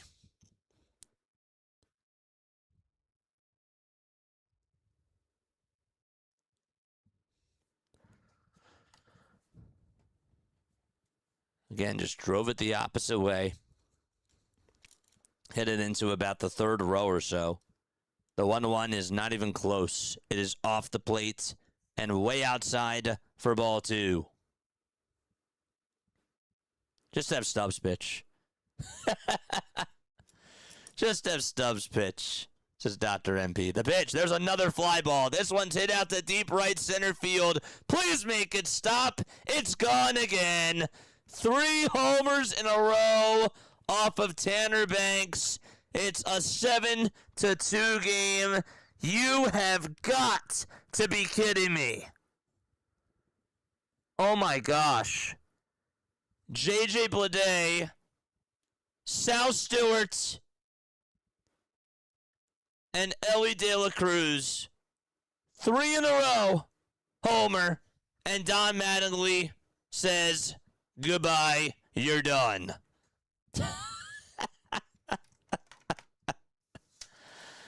Oh my gosh.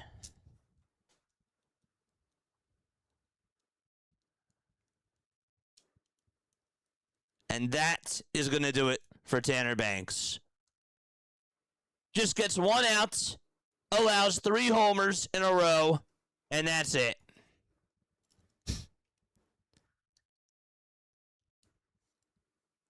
The first one that he allowed went 387. The second one went 358. And the third one went 384 feet. What a disaster. What a disaster of a season it has been for Tanner Banks. Luke Arcani, the difference a year can make for a pitcher is truly wild. Tanner Banks was nails last year, and he was. And this year, he's unplayable. He is simply unplayable. Wow.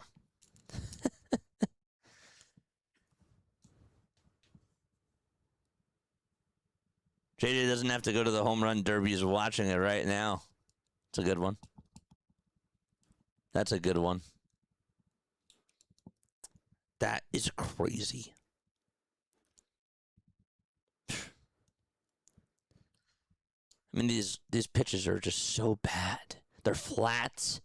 He's not getting any sort of like movement on these pitches that he's leaving out over the middle. Like there's no zip to it. Nothing.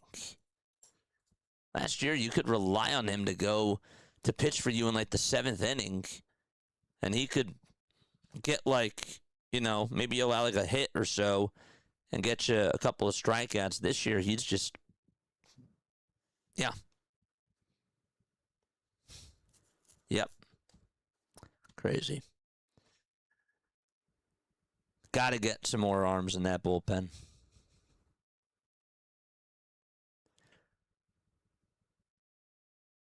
Banks and the Phillies are flat. 2 outs, bottom of the 4th. The pitch. And the curveball is in there for a called strike at 83 miles per hour. Right down the middle. Max Lazar is pitching. I didn't realize he was on the big league team right now. The pitch to Gino is fouled away at 96.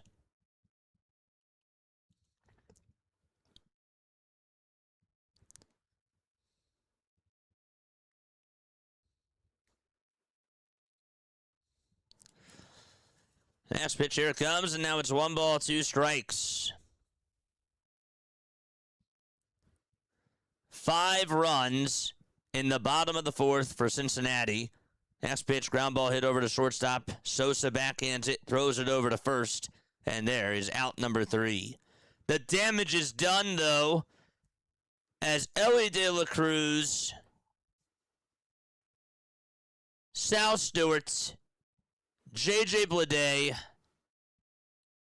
they all homer in this inning. And we will go to the 5th inning. 7-2 is the score.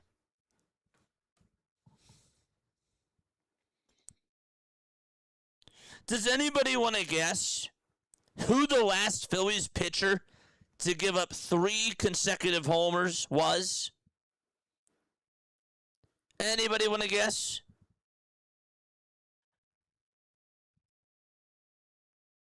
Pretty recent. Pretty recent. If we don't respond this inning, we're Kutz, is Dr. MP.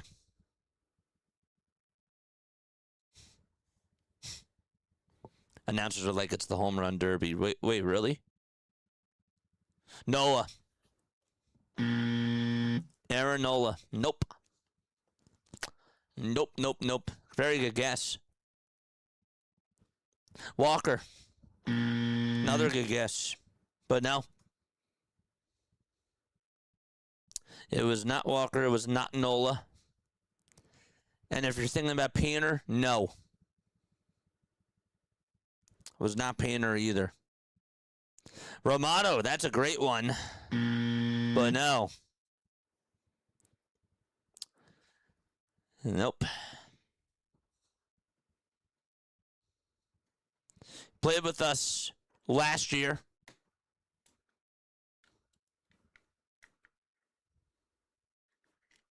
Who's Grow? I don't know who Grow is. Helen? No. Not Keller.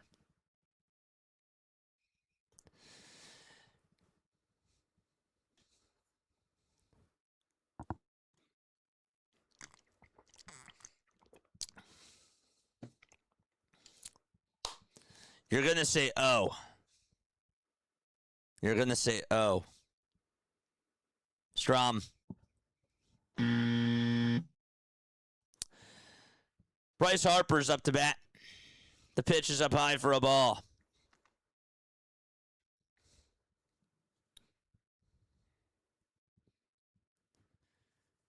So it's 1 ball, no strikes. The 1-0 pitch. It's called ball 2.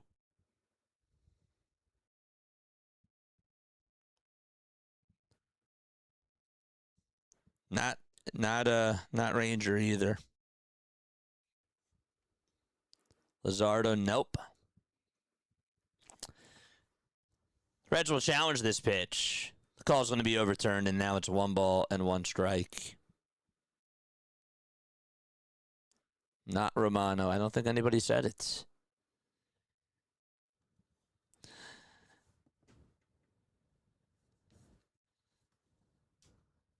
It wasn't Zeus. It wasn't Romano. Nope.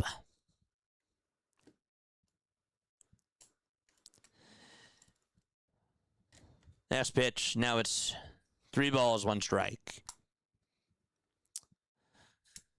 All right. Should I just tell you? It was Mick Abel. Mick Abel was the last one to do it.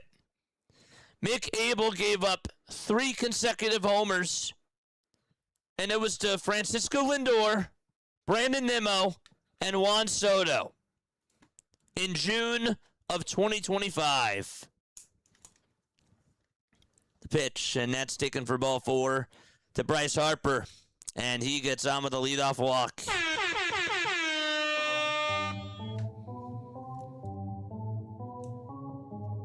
Here comes Kyle Schwarber, swing and a miss. Mick Abel. He got traded for Duran. Charge! The ball's 1 strike. The 0-1 pitch to Schwarber, and that is a foul ball. I forgot about Abel. Mick Abel.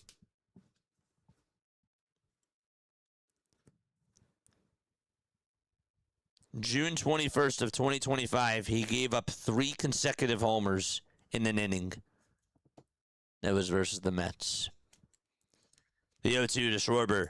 He lines a foul towards the right side and out of play.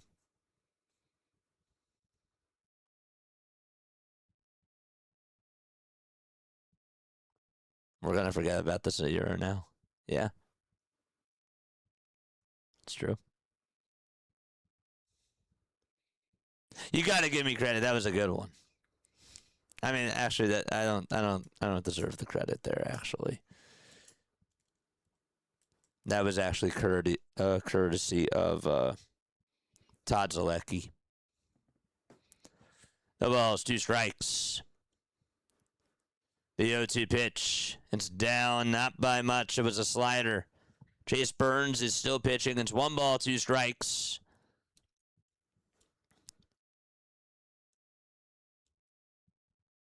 It's 1-2. The pitch. Fouled off. When was the last time the Phillies got back-to-back homers? It was just recent. I think it was last year. The 1-2 to Kyle. High for ball 2. Somebody wants to look it up for me, let me know.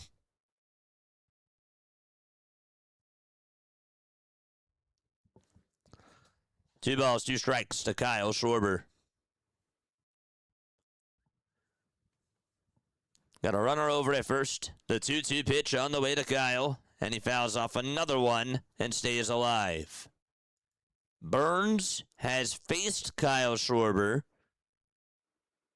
just once heading on into today. Schwarber's 0 for 1 against him. Really, twice he faced him. He walked and he struck out. The 2-2 pitch, and Schwarber stays alive. He got a slider. Looked a little bit low, but he got a piece of it, though. And the at-bat will continue.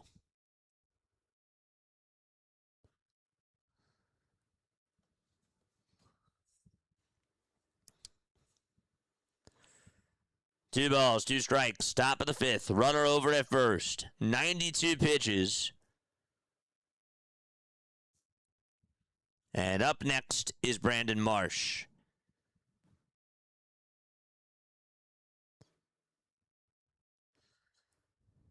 Two balls, 2 strikes. Burns, kicks, and fires, and it's down and inside for ball 3. What an at-bat by Kyle Schwarber. Burns has 93 pitches. Three balls, 2 strikes. Harper's at first, nobody out. Burns with the payoff pitch, down and inside for ball 4.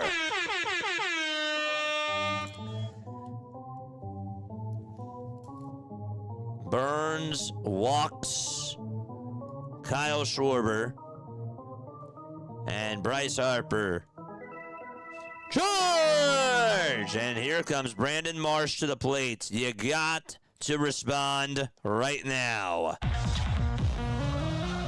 Smash that thumbs up button. Hit that subscribe button. Let's go, my Philly freaks!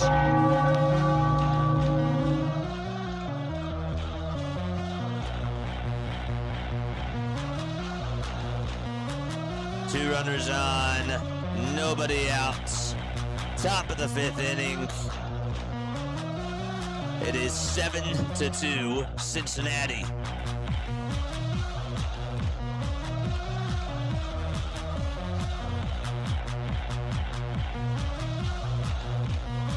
R&R, what's going on, R&R? So good to see you on here. Appreciate you for stopping on by. By the way, folks, we don't just do Phillies games. We actually do other Major League Baseball games as well. But yes, here comes Brandon Marsh to the plate, and the first pitch is taken for a called strike. Burns has been good so far today for the Cincinnati Reds. 8 first pitch strikes for Chase Burns on a total of 21 batters that he has faced. No balls, 1 strike to Brandon Marsh. 1 for 1 he is today in the pitch. He fouls one off, and it goes out of play.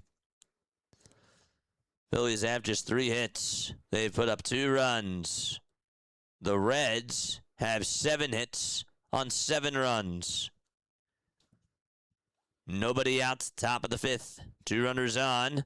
Burns in a debacle, and the 0-2 pitch is up high and outside for a ball.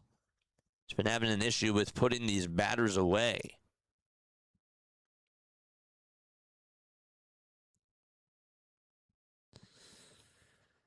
One and 2 is the count.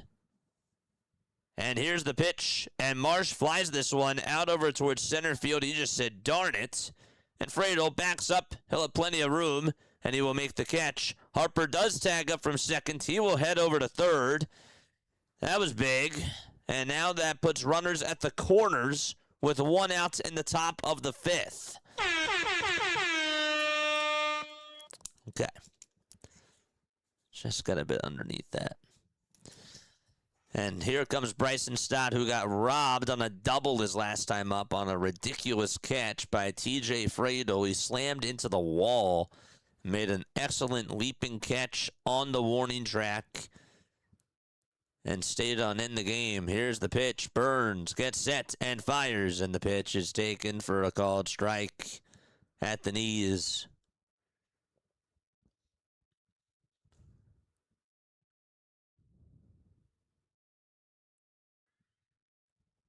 No balls, 1 strike. The 0-1 pitch on the way to Stott, and he fouls off a slider, and it goes out of play.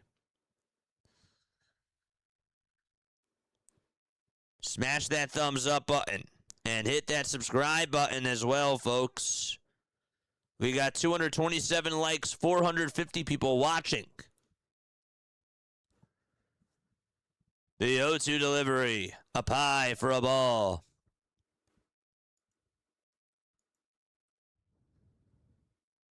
The interesting part is that he's been getting ahead in these last 3 counts.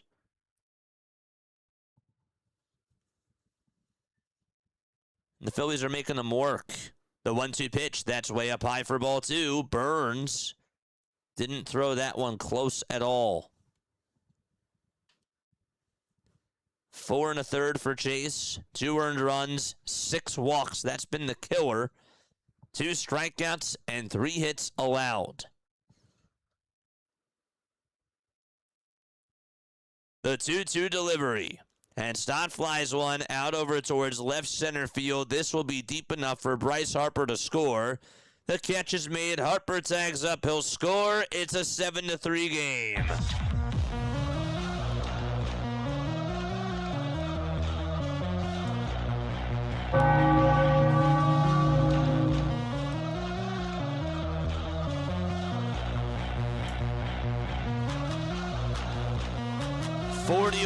Runs batted in for Bryson Stott in 2026.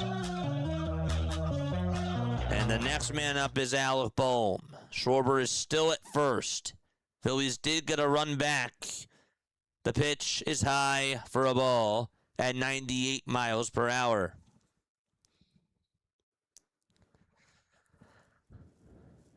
We really do have a sick team. We got ourselves a team. That's for sure. Burns fires, and the fastball is down Broad Street at 98 miles per hour for strike 1.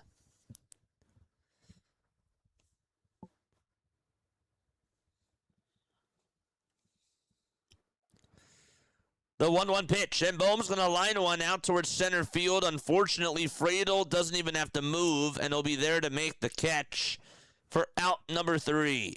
Hit sharply by Alec, and Steer, Marte, and Trevino will come on up for the bottom of the 5th. The Phillies are down by 4.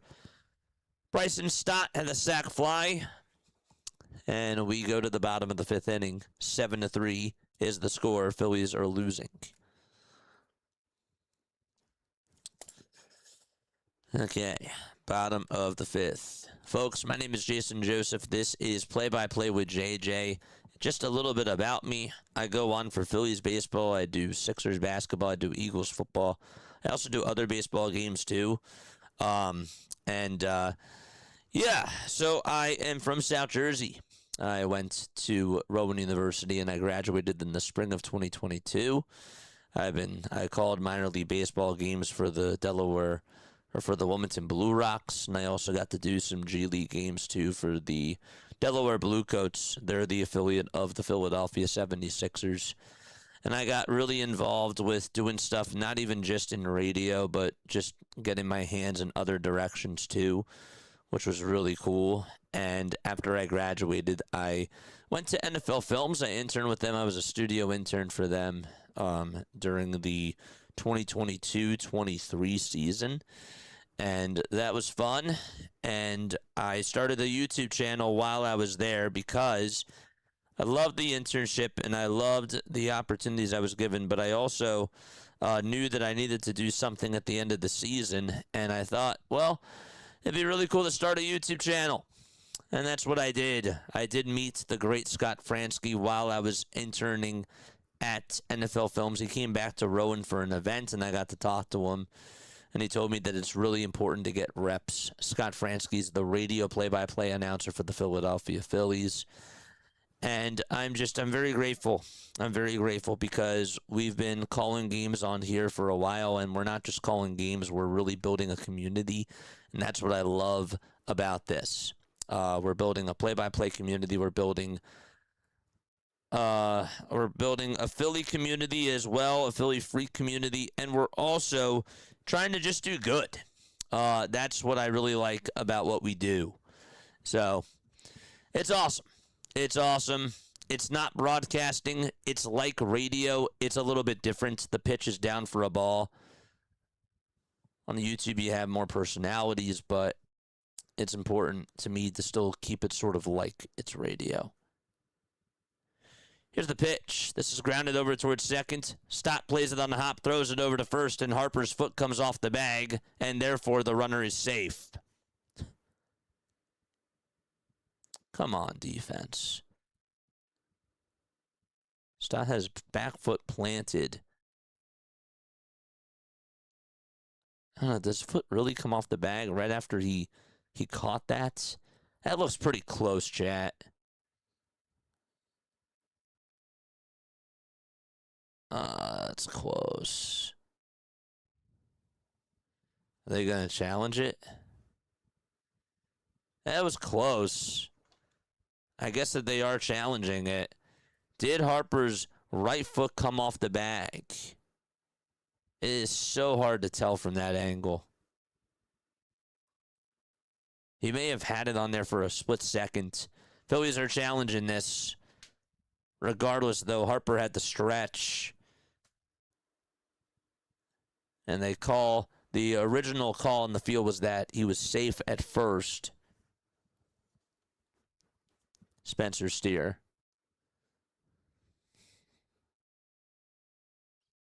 That's so close.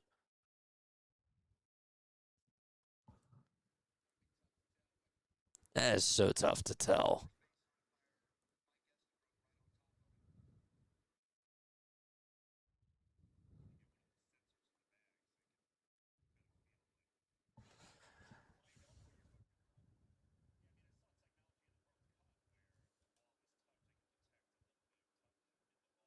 That's close. So now we're just waiting and waiting. We're waiting for a word from New York. Harper sharing a laugh with the first base coach That's Colin Cowgill over at first base.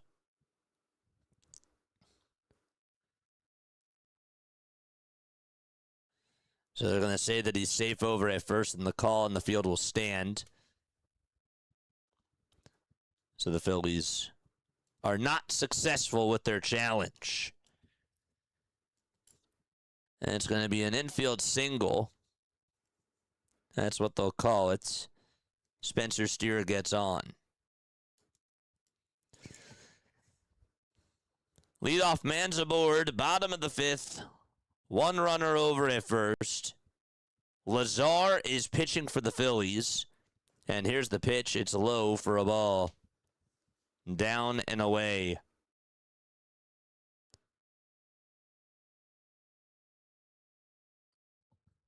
One ball, no strikes.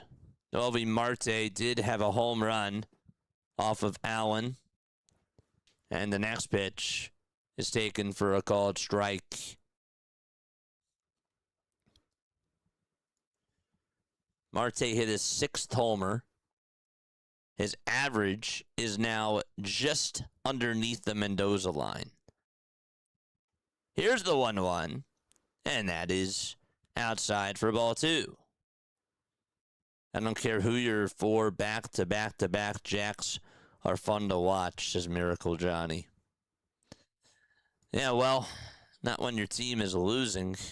That comes against your team, and your pitching is not doing well. Next pitch is taken outside for ball 3. Phillies are negative 34 when it comes to defensive runs saved. That is the worst in baseball. I am not surprised about that. Next pitch, fly ball hit out over towards center field. Crawford is there. He will make the grab for out number 1 in the bottom of the 5th.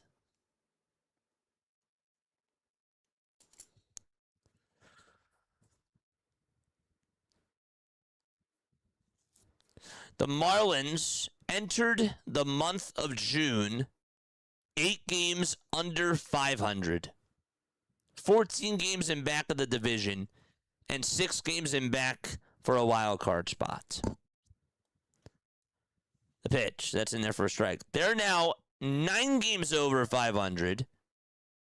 They have a 25-8 record since June 1st and are just 2.5 games in back of the Braves for first place in the NL East. The 0-1 pitch. That's down for a ball. And that makes it 1 ball and 1 strike. That is just crazy. The Braves did shut out Pittsburgh 3-0. So that game is done.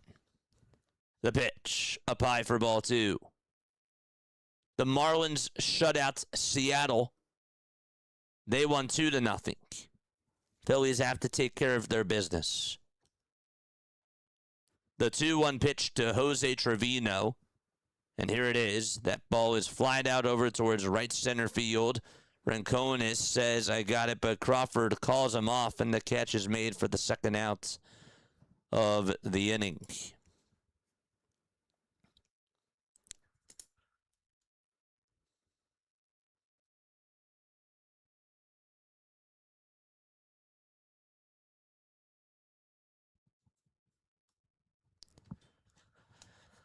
Two away, bottom of the 5th. And a runner over at first. And Arroyo is up to bat. He's 1 for 2. Edwin Arroyo takes the first pitch down for a ball.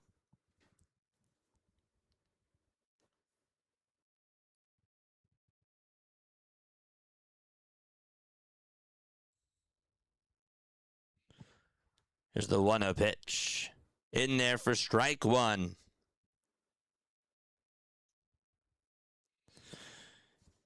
OptaStats just tweeted out that Jared Jones is the only starting pitcher in MLB's modern era to pitch at least 6 innings and retire every batter that he faced during his entire outing and yet not get the win. So he was throwing a perfect game through 6 and didn't get the win. 1-1 pitch. That's in there for strike 2. Lazar gets set, kicks, and deals. And this is going to be flied out over towards center field. Crawford shifts towards his left, and he'll have plenty of room to make the grab. And the inning is over. Time to go to the 6th inning. Rincones Jr., Crawford, and Realmuto will come on up for the Philadelphia Phillies. We'll be right back in just a few moments. Don't go anywhere. Hit that thumbs up button and subscribe to the channel. We'll be right back.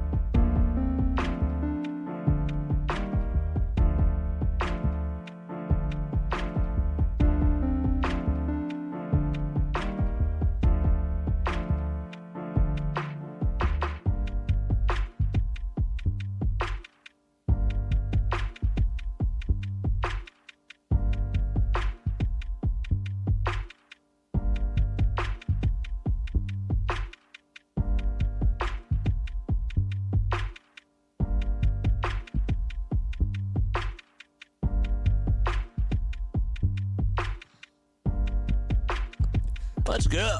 Okay. Time for us to go to the top of the 6th inning. My name is Jason Joseph. This is Play-by-Play with JJ. We go on for Phillies baseball, Sixers basketball, and Eagles football. We also have a postgame show after this. Yes, if you guys want to stay on for our postgame show, if you guys want to come on and talk to me and just listen to my whole breakdown of my analysis from this game, that's what that's for. Brock Burke is going to pitch as we start off the top of the 6th. And the pitch is in there for a called strike to Gabriel Rincones Jr. Phillies did put up 2 runs in the 2nd inning on an RBI triple by Crawford. Crawford also scored on a wild pitch thrown by Chase Burns. The next pitch is in there for a called strike 2 as a fastball down the middle. Sal Stewart tied it up in the bottom of the 3rd on a 2-run home run. And then Noelvi Marte, Ellie De La Cruz, and Sal Stewart and J.J. Bleday all homered in the bottom of the 4th. De La Cruz, Stewart, and Bleday did go back to back to back. Next pitch to Rincones, and he fouls one off and stays alive. Stott also hit a sac fly in the top of the 5th. The 0-2 pitch, and that is outside for a ball. We love our comeback kings. Let's go, Phillies. Let's go! 1 ball, 2 strikes. Brock Burke kicks and fires, and Rincones flies one out over towards left field. Not that deep, though. Playable. Catch made by J.J. Bleday. And 1 away.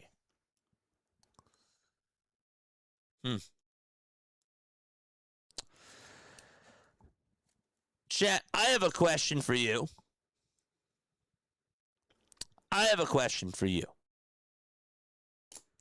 And I want to hear your thoughts about this. Give me a yes or give me a no. The pitch is in there for a strike. Obviously, with how the Mets have been playing, Francisco Lindor might be on the move. The pitch that's in there for strike 2. Barbershop talk here. Would you trade, if Trey's willing to do it, would you trade Trey Turner straight up for Francisco Lindor?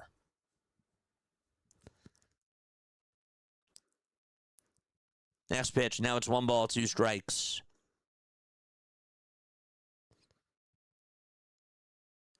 Would you straight up trade Francisco Lindor, or trade for Francisco Lindor and send Trey Turner to the Mets? Next pitch. Here it comes. Swing and a miss. And there's out number 2 in the top of the 6th inning. So Crawford is down on strikes. Really haven't had the chance to play the cha-ching much today. The Reds have only struck out 3 Phillies, and the Phillies have only struck out 5 Reds. The pitch. That's in there for a strike.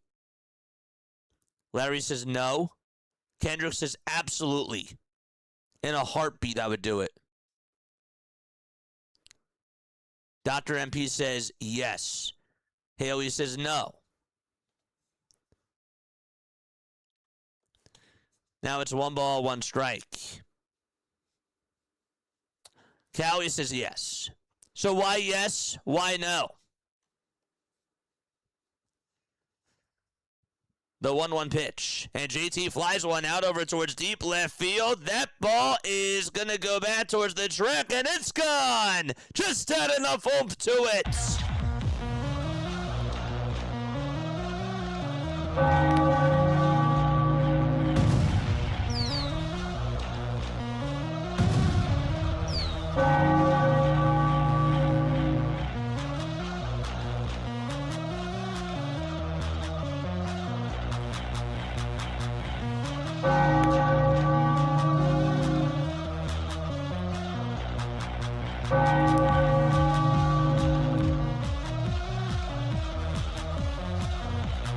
There we go, JT.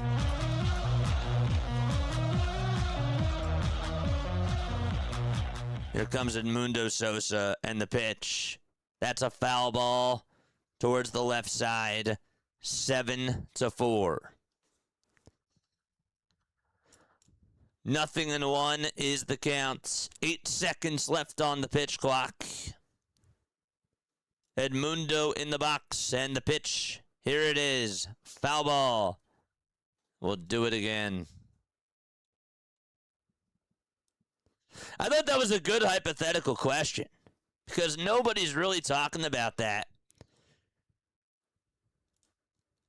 And a lot of us have been really not happy with Trey.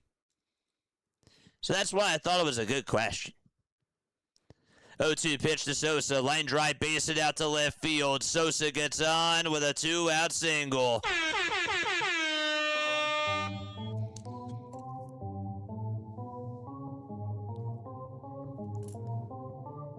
Can't believe JT sent that thing out of here. 354 feet, 7 home runs. Charge!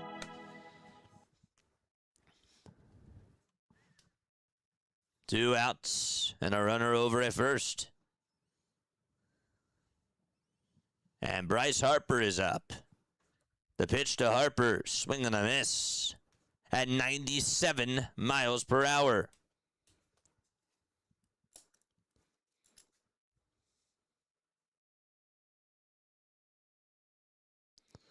Yeah, for sure, Jay. Here's the 0-1. It's up high and inside for ball 1.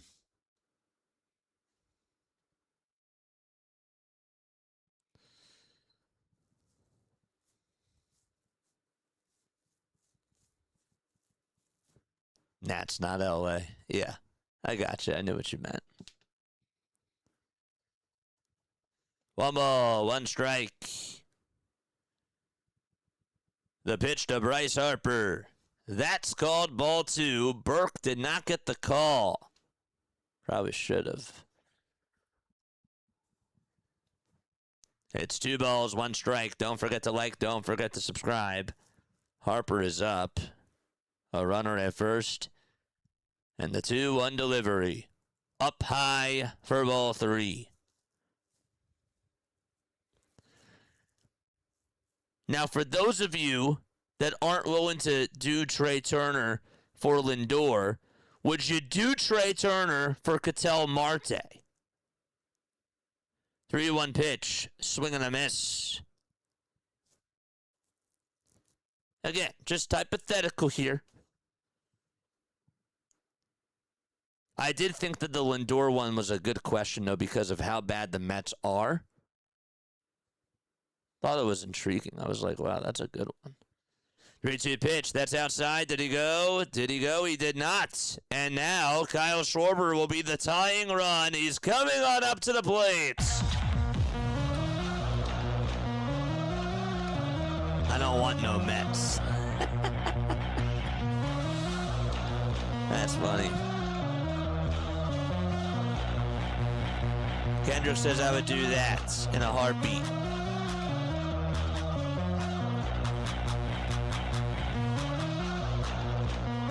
Here is Schwarber.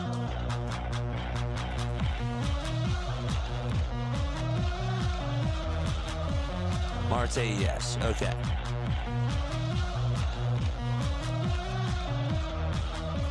The pitch. It's down for a ball. Harper's at first. Sosa's at second. One swing ties this baby up.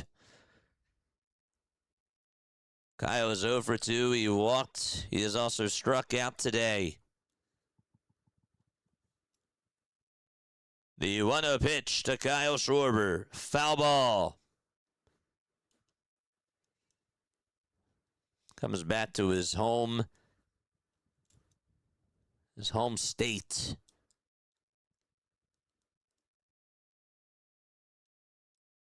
Maybe he can do some magic here.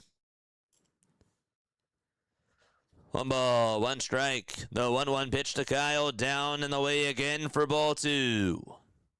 Burke on the hill. 2 balls, 1 strike. Drop those Phillies emojis. Let's go. Charge.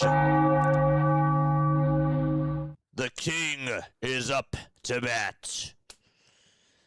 2 balls, 1 strike. Burke in a jam. The 2-1 pitch, swing and a miss. He got a fastball down the middle at 97, and Schwarber was late. Swung just a bit late. 2 balls, 2 strikes. The 2-2 pitch to Kyle, swing and a miss. Got a slider down and away. Burke wins the battle.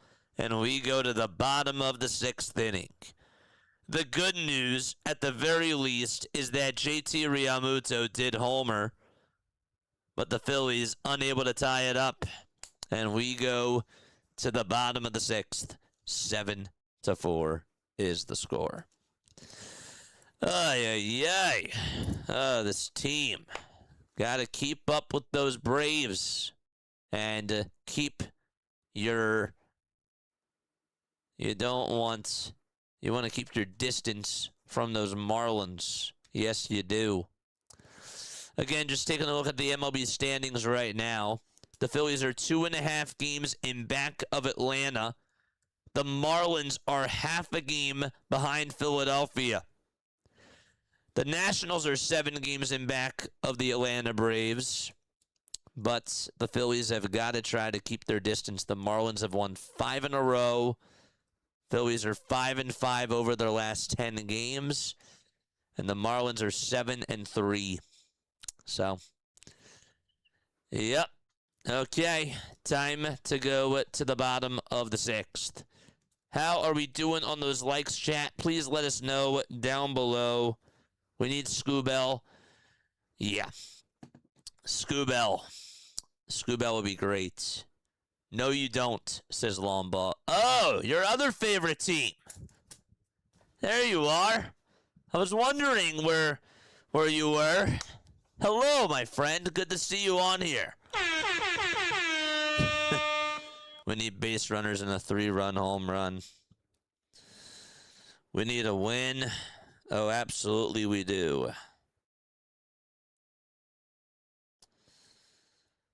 Yeah. That is crazy to me that the Marlins entered into the month of June 8 games under 500, and now this team is 3 games in back of the Atlanta Braves. What are they, 8 games over 500, 9 games over 500? That's unbelievable. 257 on the likes. Keep smashing that thumbs up button, please, and thank you very, very much.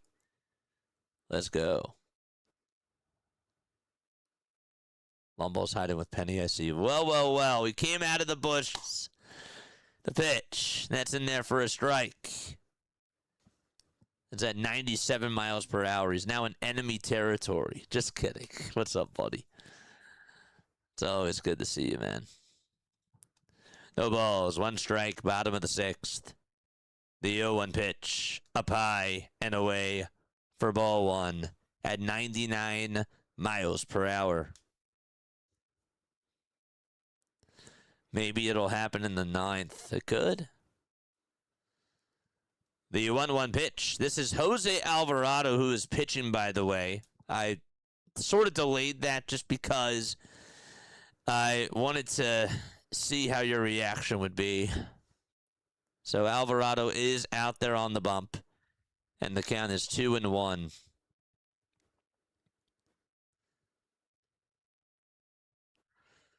The 2-1 pitch. Down in the way for ball 3.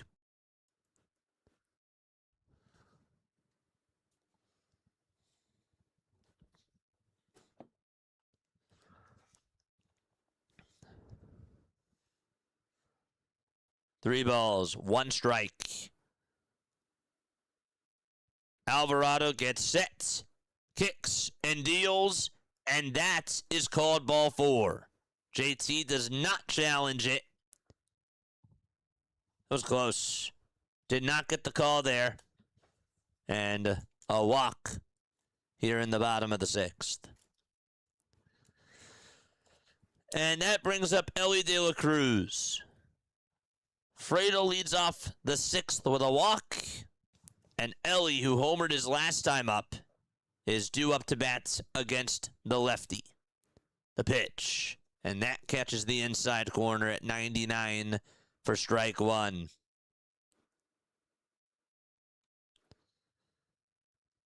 Guess we're just taking the L here. We ain't done. The balls, 1 strike. The 0-1 delivery. Inside for a ball. It's Donnie baseball time.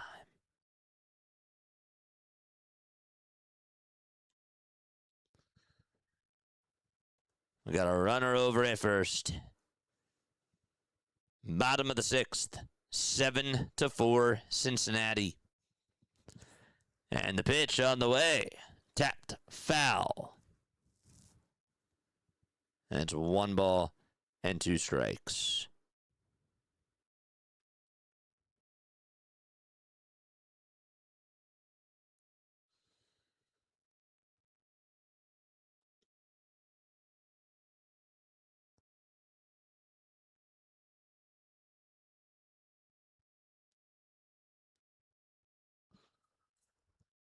The 1-2 pitch. Inside for ball 2. ESPN has added the Monday, July 20th Phillies-Dodgers game at CBP due to their national schedule.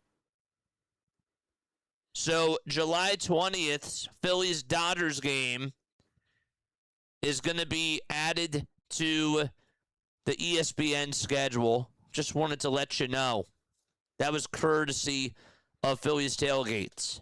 The 2-2 pitch inside for ball 3.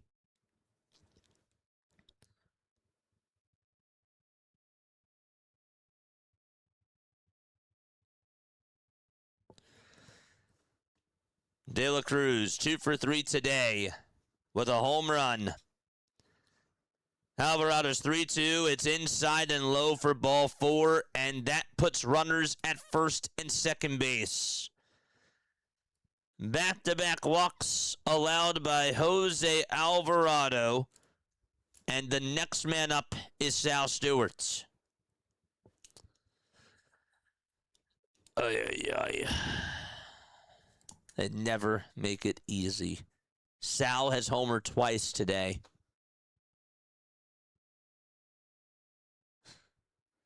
And we have a timeout taken on the mound, I guess.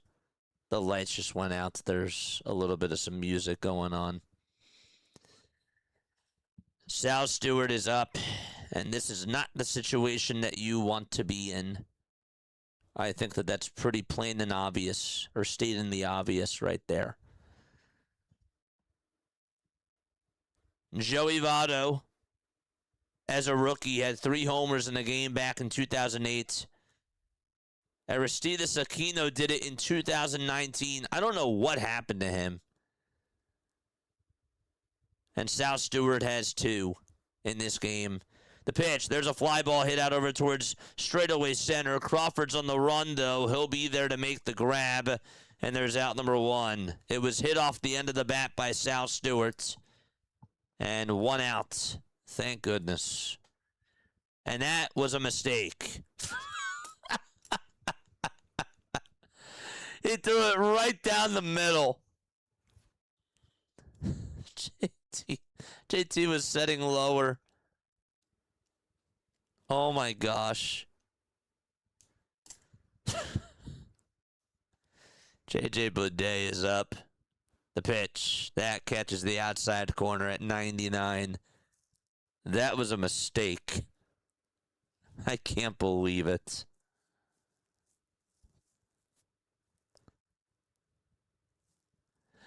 No balls, 1 strike. The pitch. Outside and high for a ball. Tiffany is always such good vibes. Absolutely. I love it. Tiffany and Jose, we need them. We need the good vibes.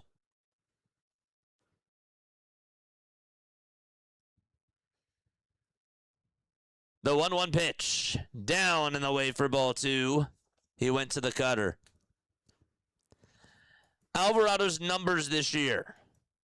Do you even want to hear? I'm going to read it to you anyways. A 6.10 ERA. 43 strikeouts in 31 innings. The pitch is grounded back up the middle and through the hole for a base hit. 1 run's going to come on in to score, and that puts runners at the corners. It's an 8-4 ball game. And the Reds get an RBI single from J.J. Bleday.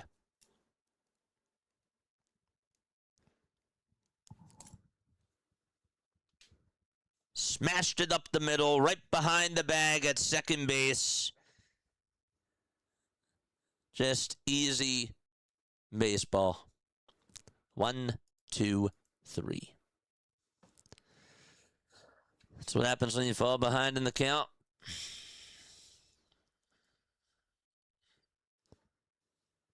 One out, bottom of the 6th. 8-4 Cincinnati. And Gino comes on up. He's 0 for 2. The pitch. Down and inside for ball 1.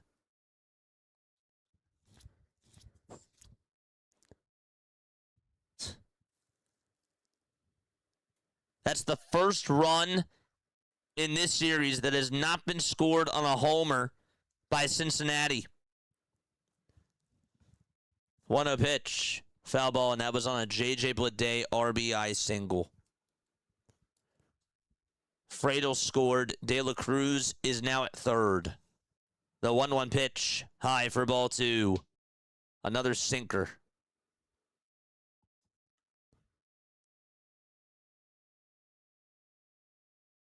I loved it. Yeah, for sure. Lydia. Yes, that's what I was thinking of. The 2-1 pitch. And there's a called strike 2. And now it's 2 balls and 2 strikes. It looked a little bit inside, chat. Cowie's another one. It's all good stuff. The 2-2 pitch and a foul tip into the glove for strike 3. And there's out number 2. Nice. That's the first time that we played the cha-ching in 3 innings. We'll do it again.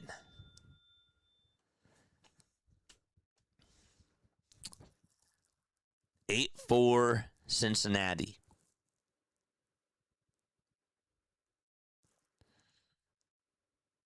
I know something that'll cheer us up. Getting out of this inning. Steer takes the pitch inside at 98 for ball one. Steer is 1 for 3.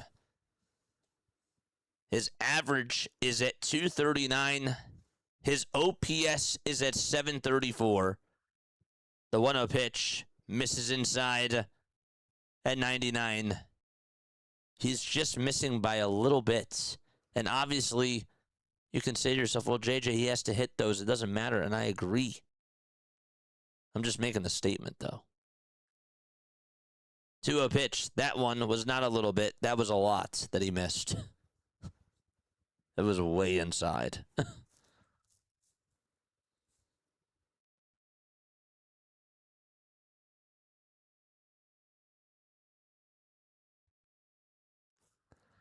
3-0 pitch. That's in there for a strike. I try to be as positive as I can, says Haley, but sometimes I got to leave the coat on the hanger.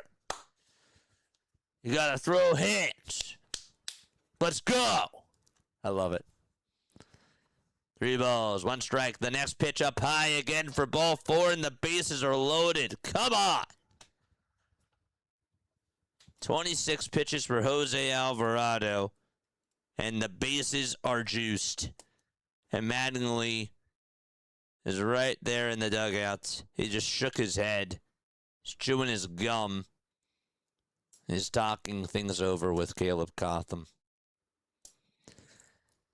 And it's Noelvi Marte's turn. The pitch. That's called... What is that called? A ball? It was, but this will be challenged by JT.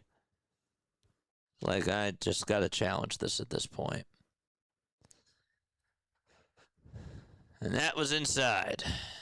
So the Phillies lose an ABS challenge. Inside by 0.8 inches. It's okay, I'm there too, Haley. Each team has 1 ABS challenge left. Next pitch inside and high again for ball 2.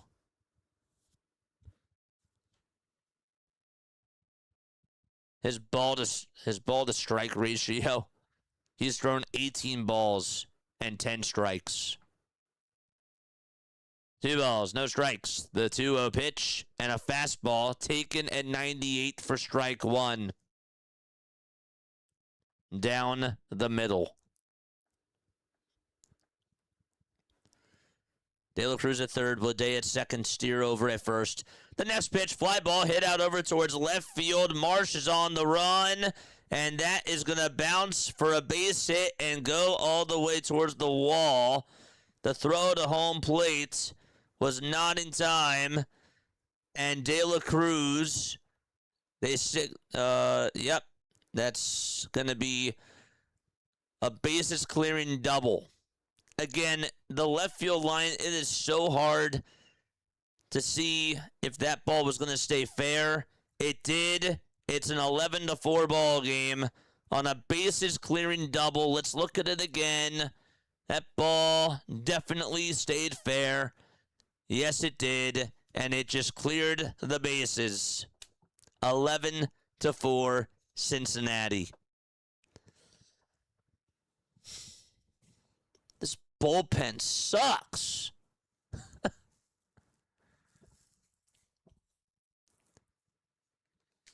The pitch inside for a ball.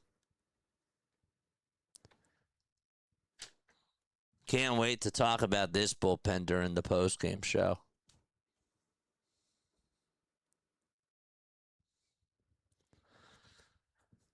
Two outs, runner at second. The pitch. It's in there for a called strike. They put up 4 runs in the 6th inning.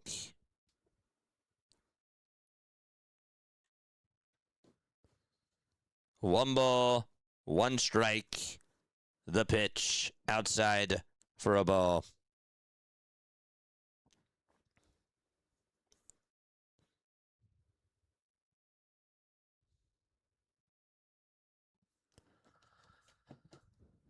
The 2-1 pitch. Swing and a miss. And it's now 2-2. Before today, Jose Alvarado gave up 21 earned runs in 31 innings. Last year, he allowed 11 earned runs in 26 innings. The year before that, he gave up 28 earned runs in 61 2/3. The next pitch, swing and a miss, and the inning is over. And the Phillies will go to the top of the 7th inning. 11-4 is the score. His best year was 2022, where he gave up just 18 earned runs in 51 innings. He has already passed that. That's how bad it's been with Jose Alvarado this year. Crazy. We need a sip of water after that.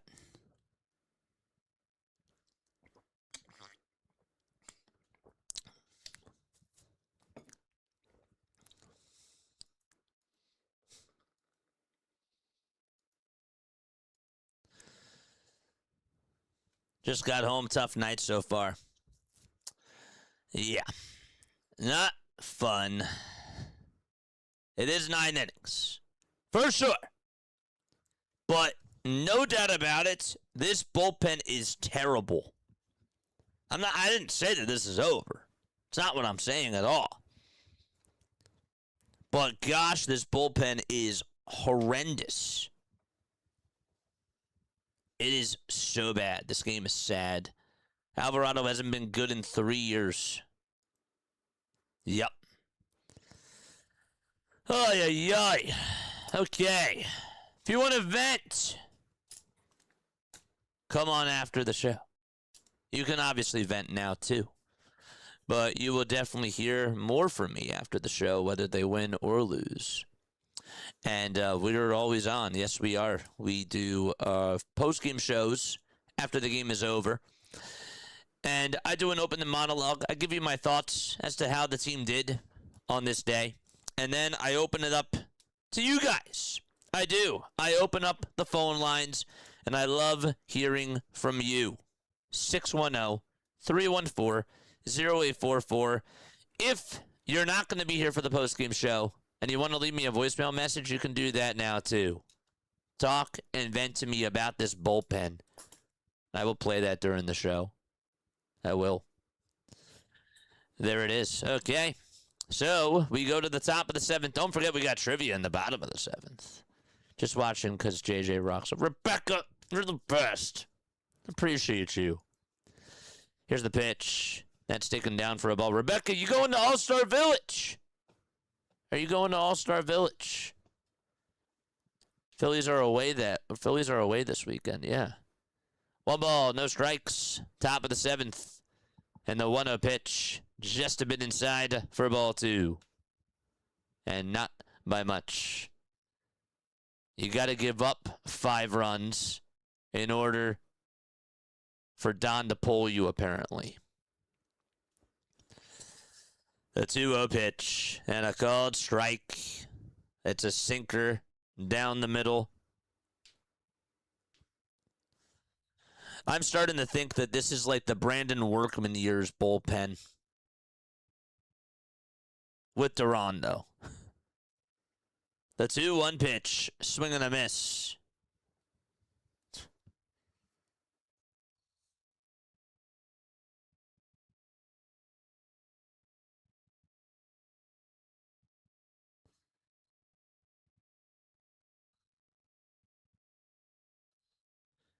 The next pitch, here it comes, and a called strike 3, and Marsh is down looking on strikes.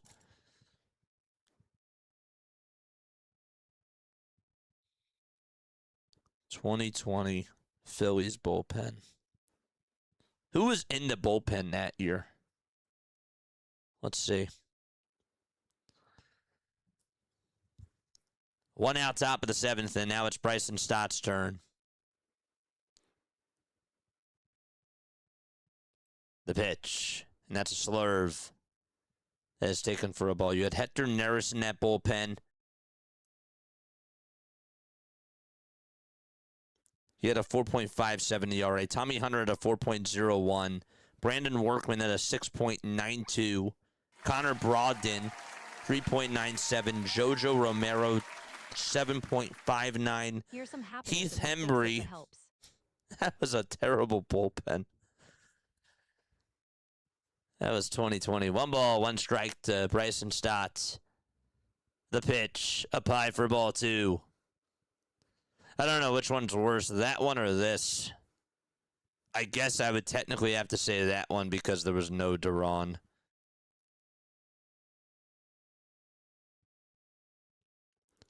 Two balls, 1 strike. The 2-1 pitch. Here it comes. It's outside for ball 3. Do you know any bullpen pitchers that the Phillies could trade for? There's a lot of arms. There are. Luke Weaver is somebody that I'd be interested in getting from the New York Mets. He's been really good out of their bullpen. I don't know what they're going to want, but he's been really strong for them overall. 3-1 pitch, and that's down for ball 4. And so there's a 1-out walk. That's to Bryson Stott.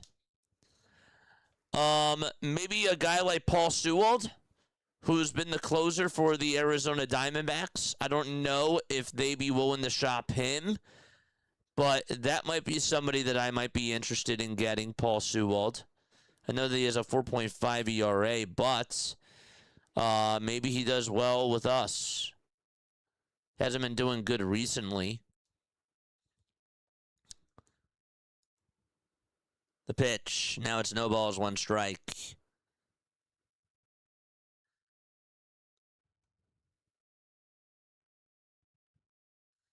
The 0-1 pitch. Ground ball hit over to third. The throw to second, there's 1. The throw to first, there's 2. And around the horn we go for the double play. And we go to the bottom of the 7th inning. There's other good bullpen pitchers too. We can name them for sure, but we're obviously going to go to the bottom of the 7th inning. And it is time for Phillies trivia. Yes, Phillies down by 7. Going to the bottom of the 7th. I'm going to ask you a Phillies trivia question, and if you get it right, you'll hear this. If you get it wrong, you'll hear this. And you get 60 seconds to answer. Okay, the question that I have for you today, chat, is as follows. I want to know before the season started, prior to 2026, who was the last Phillies player to have 3 homers in a game? In a regular season game. The last Phillies player to have 3 homers in a regular season game prior to 2026. Go. Go, go, go.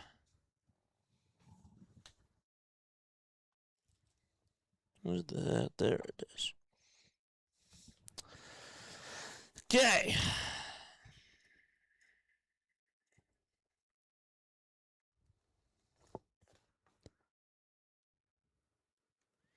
Schwarber. Tell me. Prior to this season, it was not Kyle.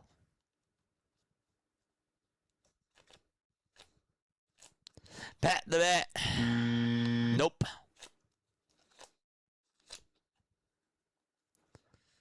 Prior to this season. Worth. That's a good one. Nope. Howard. That's another good one.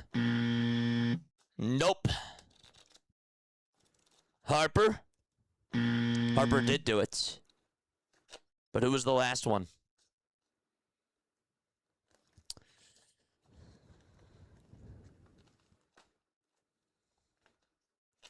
Richie Ebner. No. Nope, nope, nope.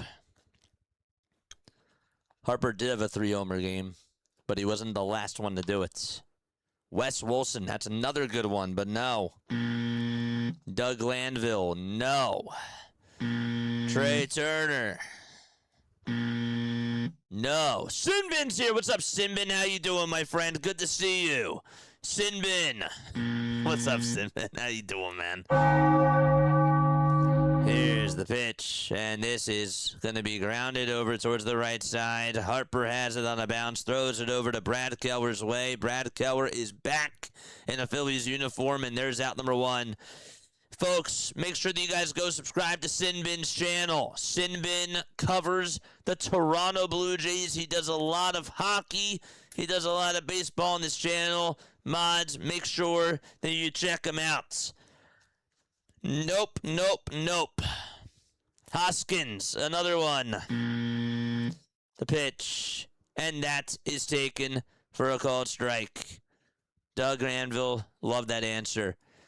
Edmundo Sosa.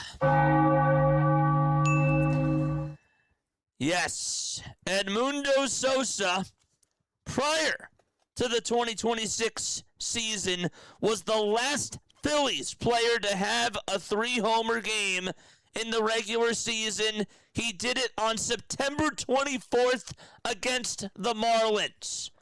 I remember that game specifically. That was a great game, and it was so cool to be able to see that. The pitch, and that's outside for a ball. 1 ball and 2 strikes. I'm shocked that nobody else remembered that. But good for you, Scott. If somebody else said it before, I apologize. Sam Hill got it too. 2 balls, 2 strikes, 1 out, bottom of the 7th. Keller gets set at the Phillies letters. And the 2-2 pitch, swing and a miss. Well, Brad Keller so far,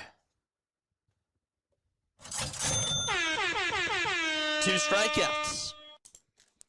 Yeah. Edmundo Sosa.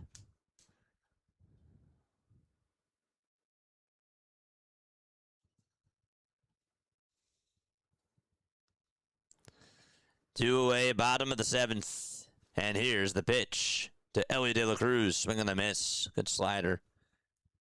Good slider thrown by Brad Keller.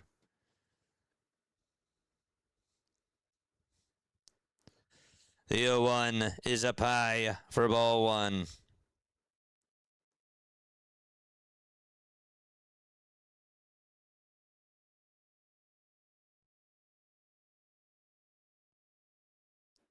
He went 3 for 4. The Phillies won 7-1.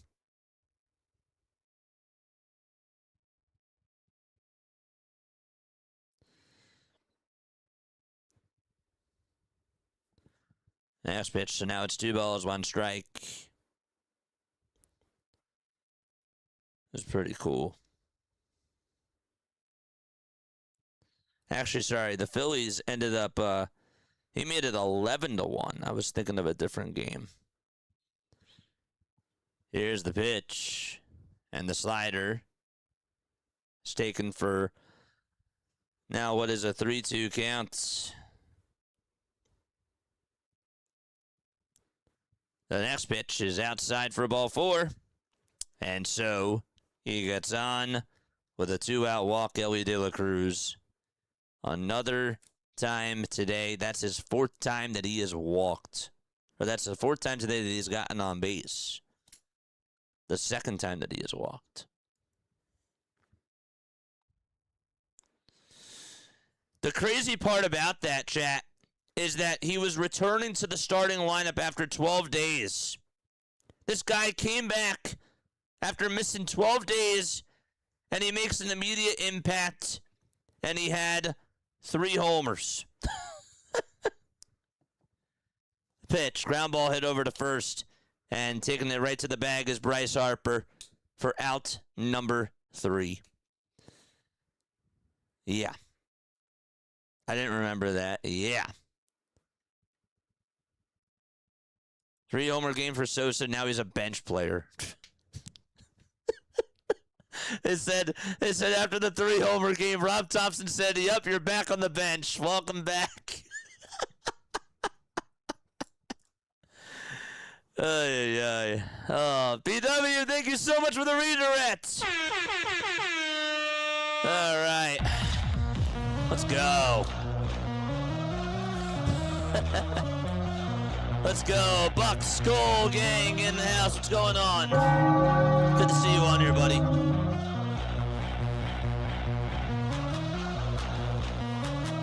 Good to see you guys. Yes, sir.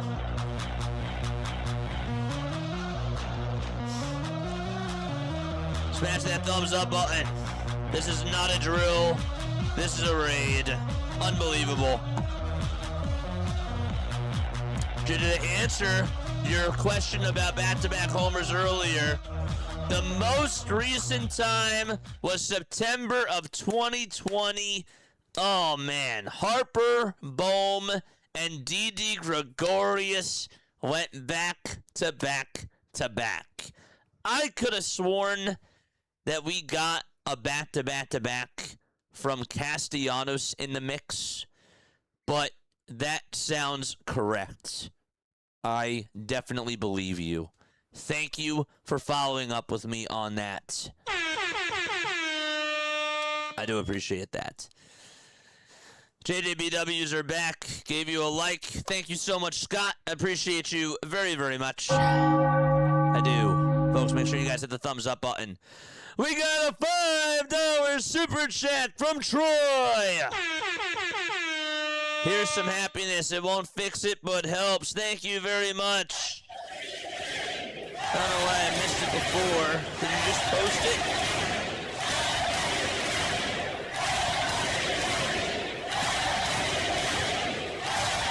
Vanny with the jewels. Thank you so much. I appreciate it. Did I miss a super chat before? I apologize. I really do. The pitch, and that is popped up into foul territory and out of play. I did. I missed a super chat. I apologize. Troy, thank you so much, man. I hope you're still here, dude. I don't know how I missed that.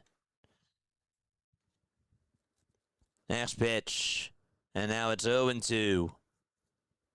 We got a post-game show after this, folks. The 0-2 pitch, swing and a miss. Good morning, good afternoon, and good night to Gabriel Rincones Jr. One away in the 8th. Is Troy still here? Troy, you still here? No?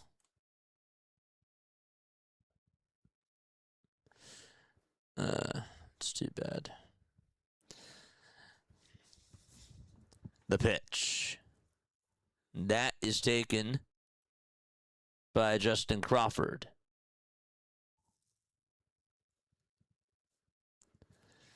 Now they're cutting away from the home plate. And so the first pitch was indeed a ball.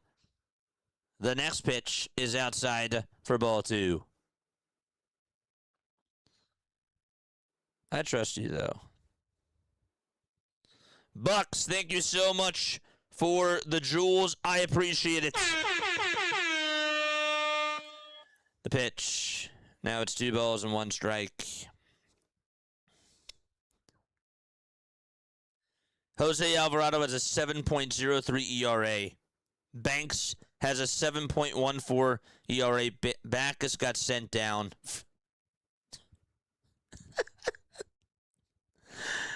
Next pitch, so now it's 2 balls and 2 strikes. Ned, what's going on, Ned? How you doing, man? I'm hanging in there. I'm happy to see you on here. I really am. 2 balls, 2 strikes. The next pitch grounded over to third base, backhanded by Steer. The throw to first base, it's dropped by Steer. Sorry about that. So that was Sal Stewart over at third. Tried to backhand it, did an excellent job on the backhand. And then threw it over to first, and Steer just could not hang on to that baseball. The throw by Sal took a skip bounce over to first, and it landed in the tip of the glove and just sort of ricocheted off of Steer's glove. And Crawford would have beaten it out, so it's an infield single regardless.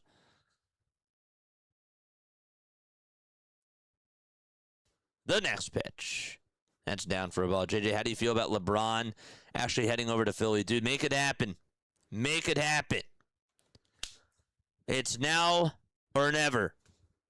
The 1-0 pitch, and it's in there for a called strike.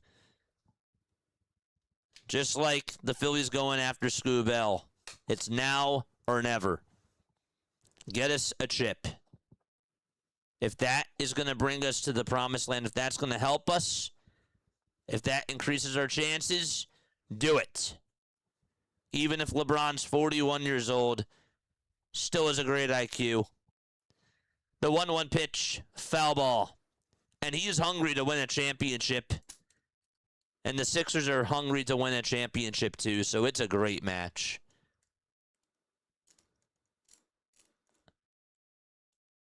One ball, 2 strikes. One away, top of the 8th inning. A runner over at first. JT Realmuto, 1 for 2 with a solo home run. The 1-2 pitch, and JT fouls it back. It actually hit home plate, and then it went back behind home plate.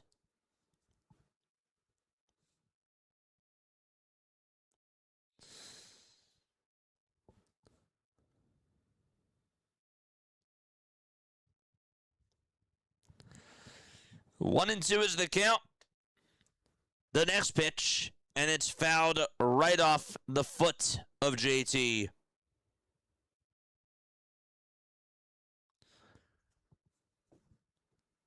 And he stays alive still. Keep smashing that thumbs up button.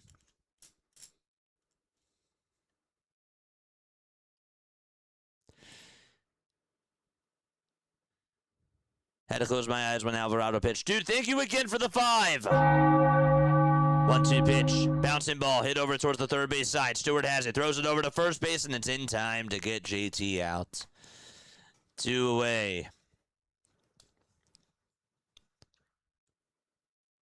Why not LeBron James? I'll take LeBron. I'll take it.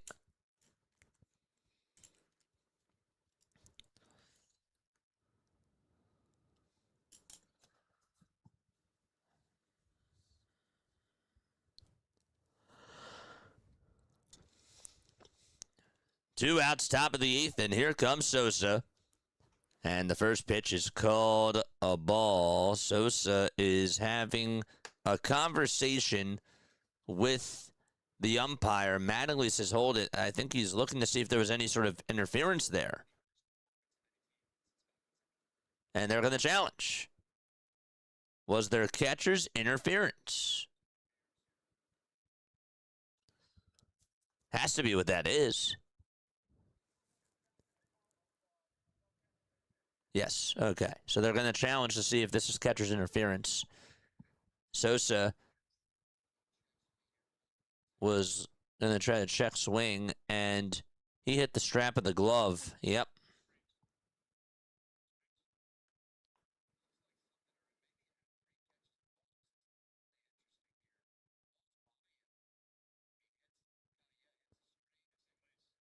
He does. He hits the string of the glove. So that should be catcher's interference. The ball did go into the glove first before it made contact with the glove.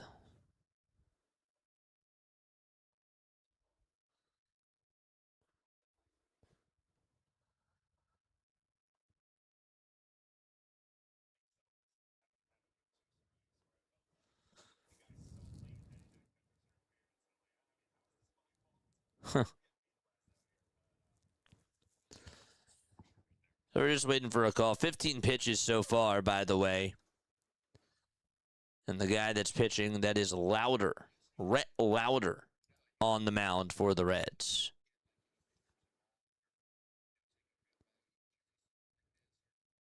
I don't know why it's taking them this long to review it.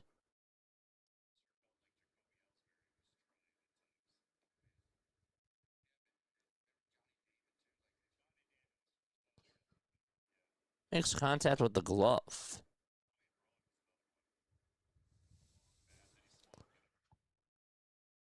So we're still waiting. I take that back. I just don't like LeBron. You guys are crazy. No chance LeBron comes over to Philly. No chance? To give him no chance. No chance. That's crazy to me. I do think that there's a chance. I don't know if it's guaranteed, but I think that there's definitely a chance that he comes. He was already in Philly, so that's definitely an option.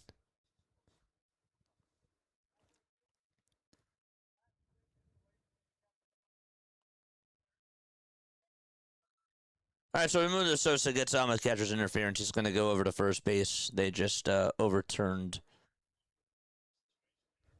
the call.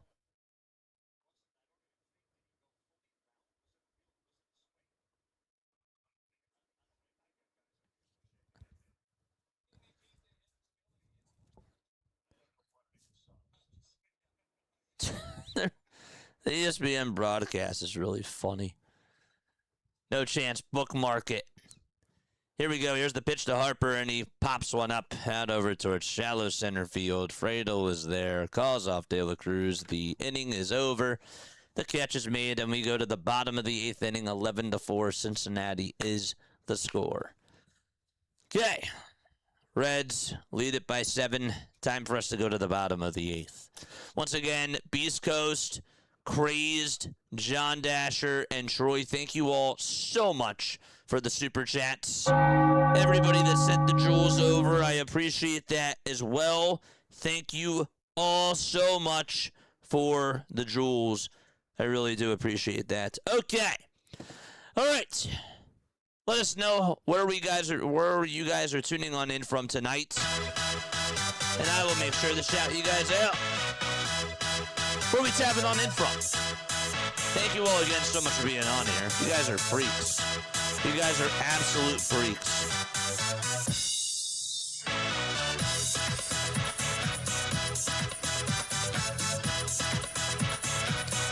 As a Phillies fan, Ned says, how you doing? Dude, I'm doing good, man. How are you? Not happy with the result, but with what's happened so far. I love you guys, too.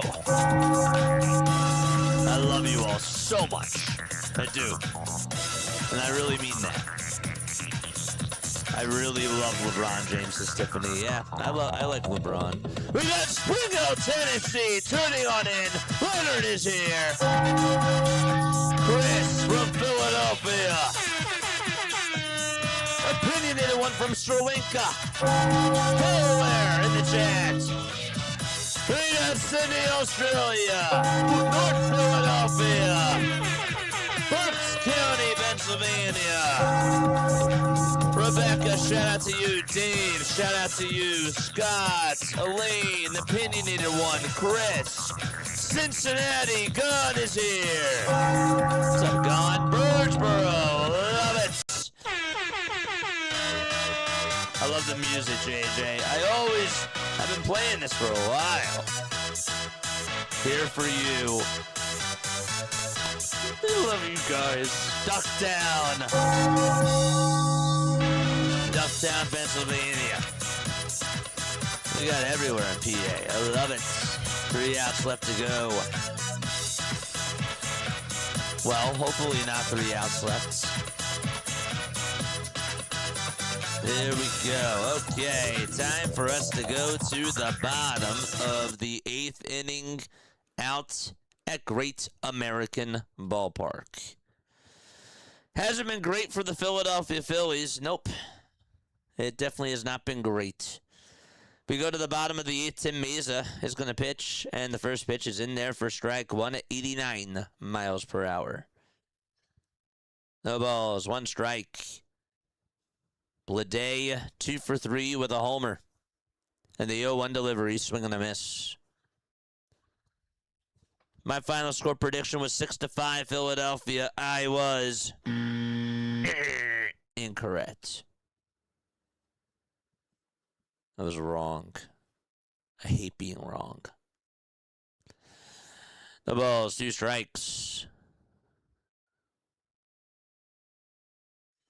The 0-2 pitch on the way down and away for a ball. My MVP for this game was Alan Rangel. I was also wrong about that.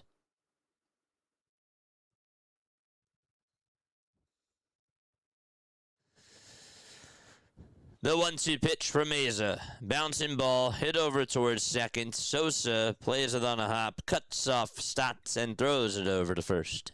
And there's out number 1. 1 away in the bottom of the 8th.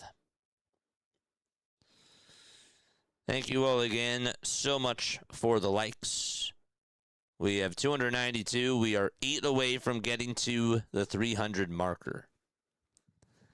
And we still got a post-game show after this. Make sure that you guys tap on in to the post-game show, because I will unleash. Just you wait.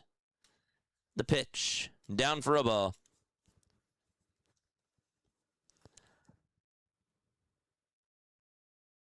The 1-0 pitch. Fouled off again.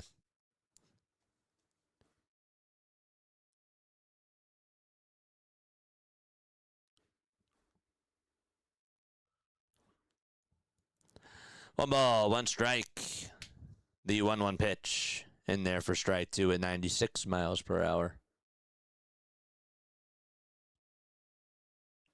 The Reds have 11 runs on 10 hits. 1 error. The 1-2 delivery, check swing, did he go? They say yes, he did. And there's out number 2. 2 up and 2 down. Red Sox are up 5-0 against the Chicago White Sox.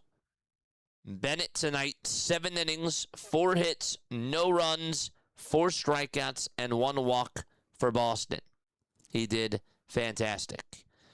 The Cardinals lead at 5-1 against the Milwaukee Brewers. The pitch, here it comes, and that's fouled off. Michael McGreevy pitched. He went 6 1/3, and he struck out 6 batters. Just gave up 1 earned run on 5 hits. A lot of shutouts today so far. The next pitch, here it comes, swing and a miss. And it's 0-2. The Angels are up 9-0 against the Texas Rangers. Urena went 4 innings, only gave up 1 hit. He walked 5, and he struck out 3. Blue Jays shut out the Giants today 10-0. The Rays shut out the Yankees 3-0. McClanahan got the win as the 0-2 is down for a ball. And the 1-2 delivery down again for ball 2. And then the Braves shut out the Pirates 3-0. And the Marlins shut out the Mariners 2-0. It's funny. A lot of shutouts today. The 2-2 pitch. Fly ball hit out over towards right field. Rincones on the run. Looks up, and that's going to bounce off the very top of the wall. Throw it on in over to second base. It's cut off, and Spencer Steer gets himself a 2-out double the opposite way. That was just a little bit higher. It would have went.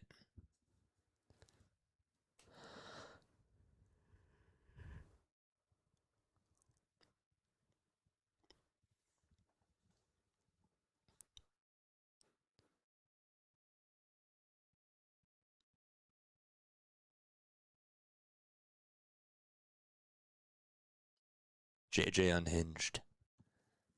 2 outs. Bottom of the 8th. And a double.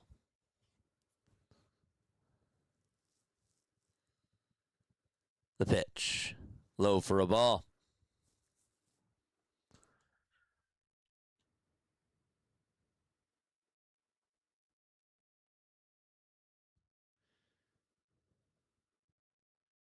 PCA homer twice tonight against the Orioles. The 1-0 pitch, swing and a miss. I feel like we're at the point now where Pete Crow Armstrong is just going to homer 2 times in a game once a week, at the very least. I just feel like that it's inevitable. I really do. The 1-1 pitch inside for ball 2. And it's now 2 balls and 1 strike.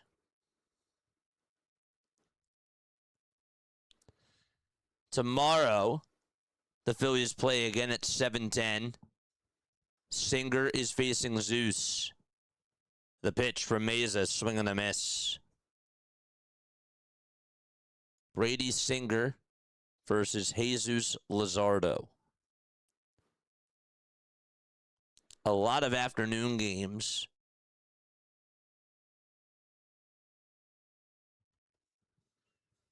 Two balls, 2 strikes. The 2-2 pitch, here it comes. Another foul ball. And Noel V. Marte stays alive.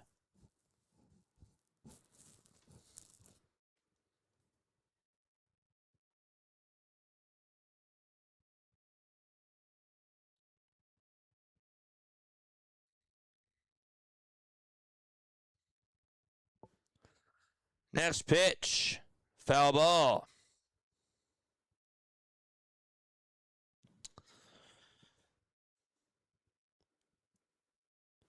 So we know that Junior Caminero, Wilson Contreras, Jack Caglione, and Ben Rice are in the home run derby. That is what's confirmed.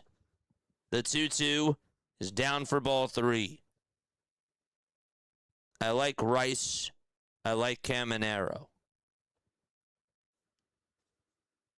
as home run hitters. The 3-2 pitch, swing and a miss, and the inning is over. And we will go to the top of the 9th inning. Last chance for Philadelphia. Schwarber, Marsh, and Stott will come on up to the plate as the Phillies trail by 7 runs. And again, folks, after the game is done, we got a post-game show. We will talk all about this game tonight and what went wrong in the first 8 innings, and obviously counting what happens here in the 9th inning as well. Okay? So we will make sure that we do that. Yes, if you guys want to call on into the postgame show after I'm done giving my opening monologue, you can. It's 610-314-0844. The mods are going to post it in the chat right now. So they will do that for us. If you guys want to email me off the air, if you're like, JJ, I want to reach out to you. I'm going to All-Star Village this weekend. I'm going to the Home Run Derby on Monday. I want to talk to you off the air, or I want to sign up for your newsletter. Any of those things, email me, jasonjosephonair@gmail.com. I would love to meet up with you if you're going to All-Star Village or if you're going to the Home Run Derby. I will be there. I will be at All-Star Village on Saturday. If you're going to be there, that would be really cool. I might also go back on Tuesday. I might also go back on Tuesday too, but we'll see. But yes, a lot of cool stuff coming on up for us, and it's a lot of prepping. Also, memberships are $2.99 a month. If you guys want to become a member today, yes, it's a good way to support the channel. You get access to all of the phenomenal emojis. Yes, you do. There's so many cool emotes that we have on here. And the more members we get, the more emojis we get as well, which is also a really cool thing, too. So, again, they're just $2.99 a month. And last but not least, go follow me on the social media platforms. I'm going to post that down below. And finally, if you guys want to send stuff to the P.O. Box, every Wednesday we do a P.O. Box opening. Yes, we do. Make sure that you guys send stuff to the P.O. Box. And we will do openings on every single Wednesday. First pitch to Kyle is taken for a ball. Second pitch, he fouls it off. Louder's pitching.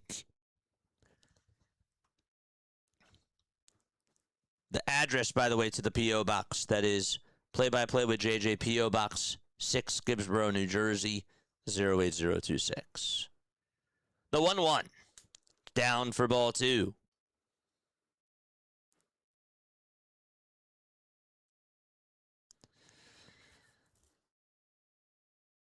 Louder fires. The pitch is in there for strike 2.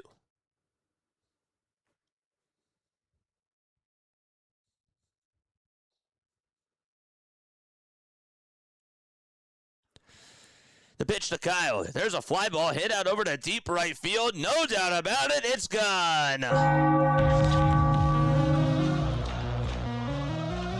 There's the 32nd schwarber of the season.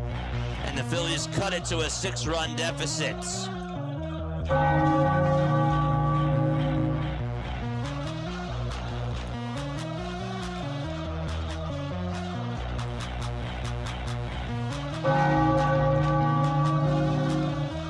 was a hanger, it was a slider.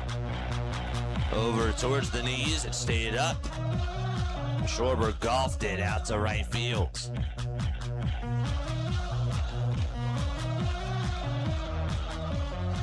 Here's the pitch to Brandon Marsh. That is called a ball.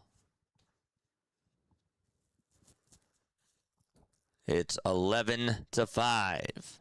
Top of the 9th. 1 ball, no strikes. Marsh facing Louder. The 1-0 pitch. It's called a strike on the inside corner at 94. After the series wraps up for the Phillies, then they will play the Tigers. They play the Tigers on Friday at 6:40 as the pitch is outside for a ball. 2 balls, 1 strike. Nola is scheduled to pitch on Friday against Jack Flaherty. On Saturday, it's supposed to be Christopher Sanchez against Casey Mize. The 2-1 pitch inside for ball 3. And then Sunday, Skubal is scheduled to pitch against Wheeler on Sunday afternoon. That actually should be a night game if you want my honest opinion, but they're not doing any night games that day.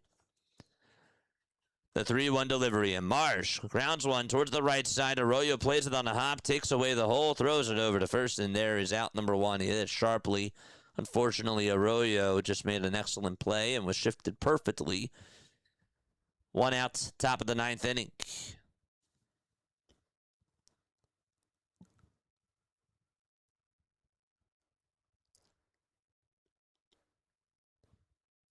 That was an excellent swing by Kyle. Always love watching that guy hit home runs. The pitch. It's in there for a strike to Bryson Stott.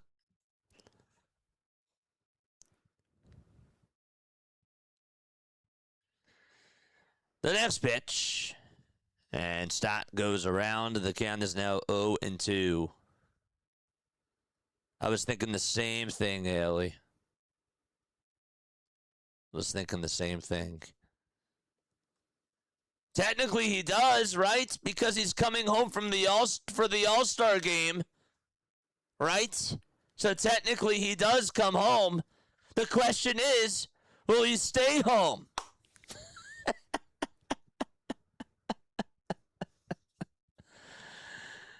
No balls, 2 strikes. The 0-2 pitch, and it's up high and outside for a ball. What's the 3D doing? I have no clue. I can't even control it.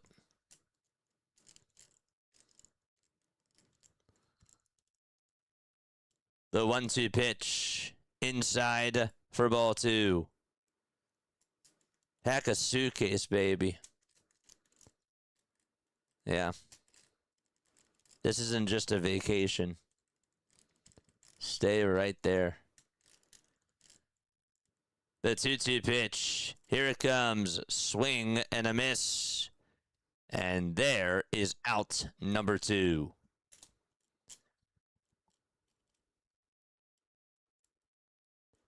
Two up and 2 down.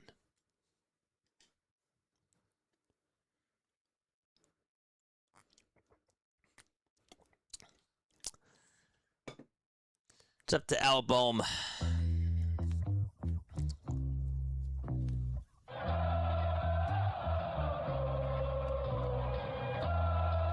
First pitch, foul ball.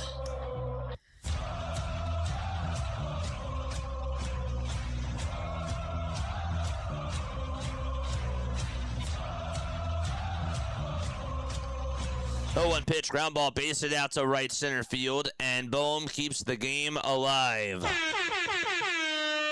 So it's a 2-out single for Alec Bohm, and he is over at first base for the Phils. Never too late. Never too late to start a comeback. Come on. George! And it's Gabriel Rincones Jr. who's up next. Louder fires, and it's called a strike. Gabriel Rincones will challenge. It did look high, according to ESPN's pitch tracks. Let's look again. And that was above the zone, so therefore it's ball 1 to Gabriel Rincones Jr.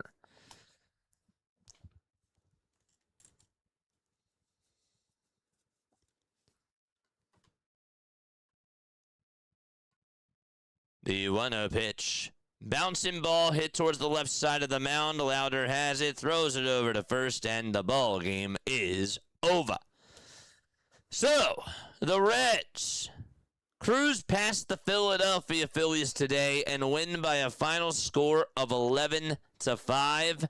Burns pitched for the Cincinnati Reds, and well, the Phillies lose by a final score of 11-5. Alan Rangel is given the loss for today. And, of course, Burns does get the win. And the Phillies are not able to get the W. And they will have to bounce back tomorrow night against the Reds. By the way, the Marlins and the Phillies are now tied for second place in the NL East. So with that loss, the Phillies and the Marlins are 51-42. That is crazy to think about. Okay. All right, chat. Here's what's going to happen. We're not going to cut the BS. Okay. We are going to take a step off. You've got to give me 5 minutes, okay? I am going to just tell you everything straight up in the postgame show with how we feel about everything on the other side, and we will definitely talk about this bullpen. Oh, it's going to be fun. I can't wait for this conversation to get started. It's going to be great. It's going to be a blast. And we're probably going to definitely shed some emotions here just talking about this putrid bullpen. So I'll see you all on the other side. Give me 5 minutes. We all pretty much know how to describe this game, so there's no reason to do that. But yeah, 5 minutes. And then get ready for this rant. And I haven't done this in a while. I have not done this in a while. So I'm kind of excited. See you soon.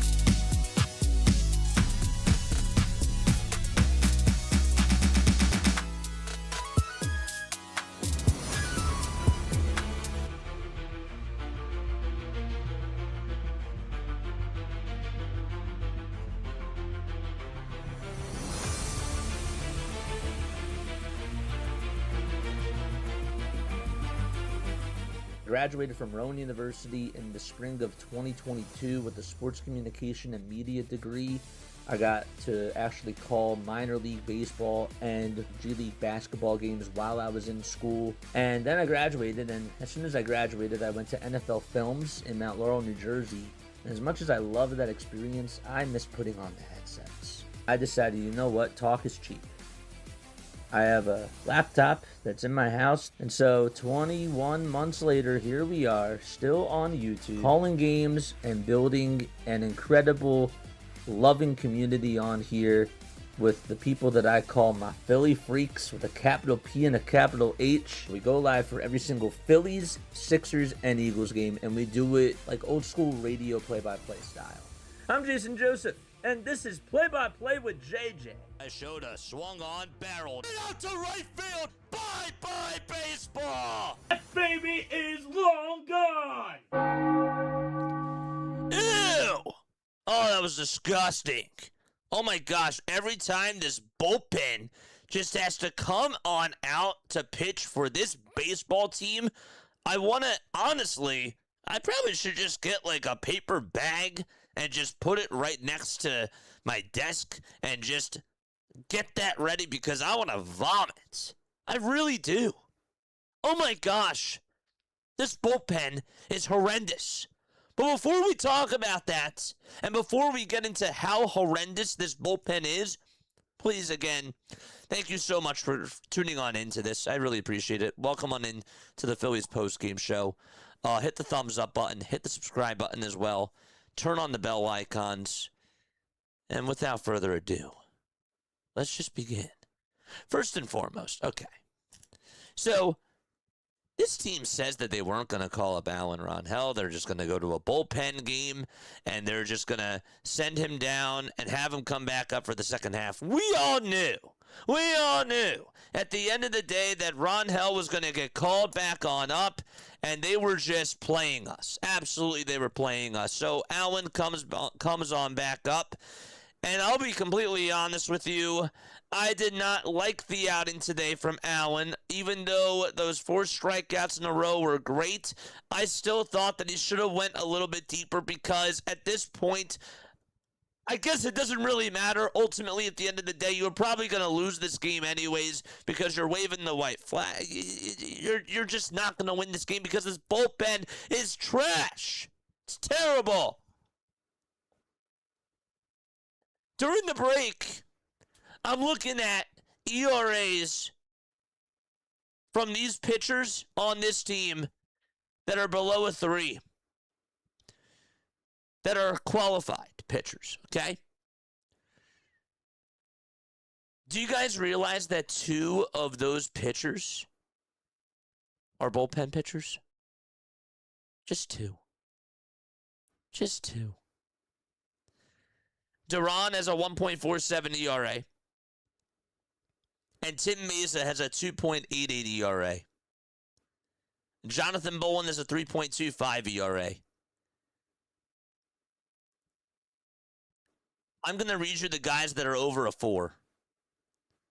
Max Lazar, Brad Keller, Chase Shugart. Those are all over a 4. Over a 5, Kyle Backus. Aaron Nola, even though he's a starter. Tanner Banks. Also over a 5. Over a 6, Jose Alvarado. Over a 7, Seth Johnson. That's where this bullpen is.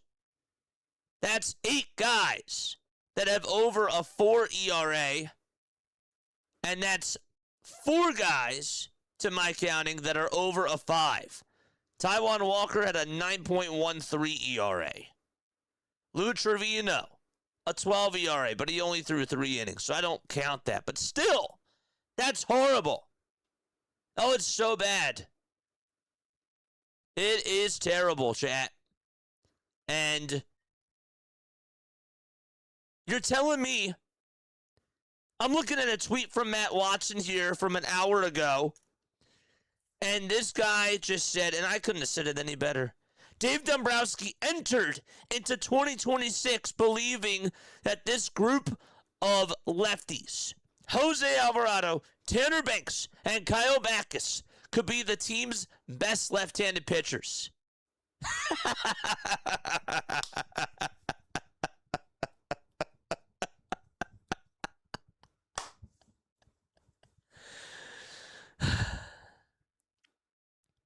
Kyle Backus, his ERA is at a 5.87.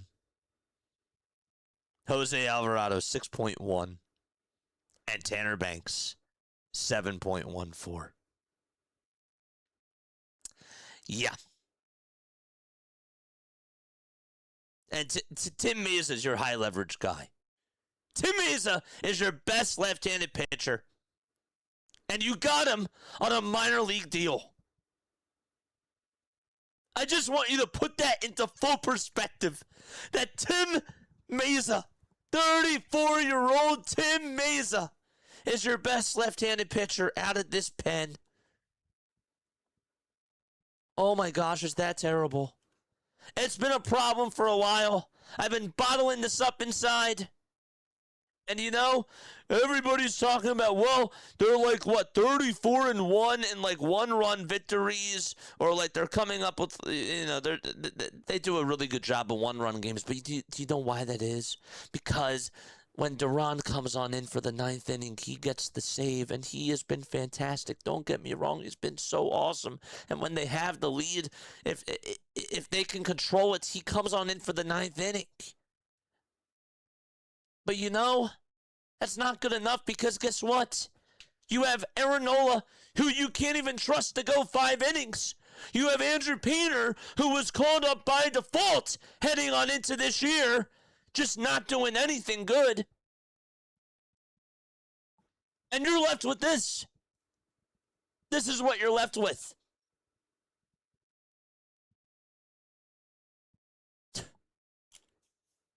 Dombrowski certainly has his work cut out for him now. But gosh, is this terrible. If you want to compete with the best teams in baseball, you do need to have arms. There's no doubt about it. We were just talking before heading on into June. And again, I want to make sure, obviously, the team has been doing great. The offense has been doing much better.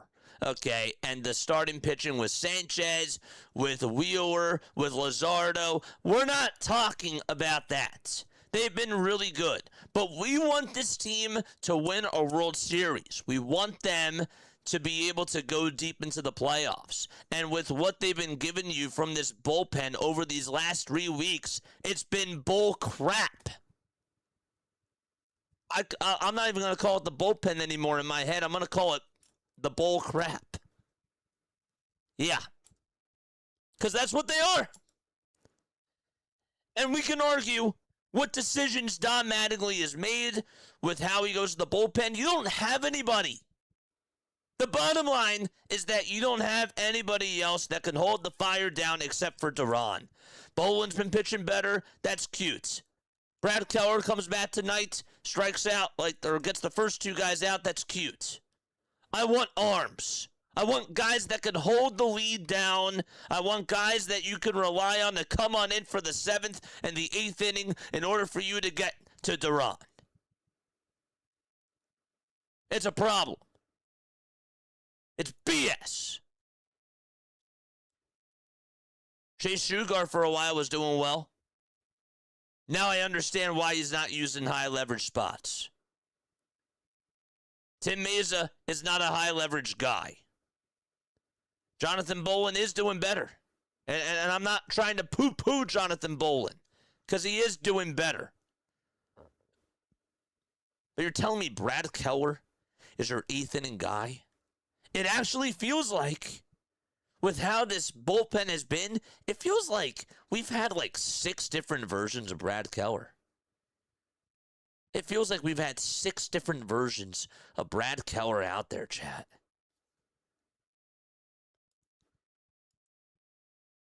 Your ERA over the last 7 days is a 5.88. That's your ERA over the last 7 days heading on into today. Orion, Jonathan Bolin, and Duran have not allowed a run in the last 7 days. But that is terrible because listen to this. Okay, Jose Alvarado, an 18 ERA. Seth Johnson, 18. Lou Trevino, 18. Tanner Banks, 9. That's awful. Awful. And you can't do that. When I'm watching this game tonight, and I'm just thinking about Jose Alvarado coming on in, I know that you guys felt it. I know that you guys said, uh-oh, here we go again. This is literally like the 2020 bullpen. I wasn't joking when I said that. This could be worse. And again, just imagine. Imagine if we didn't have the tarantula. This bullpen would be in last place. This bullpen would have by far the worst ERA. They would be like the Pirates. They would be like the Nationals. Tanner Banks gave up 4 home runs. 3 in a row.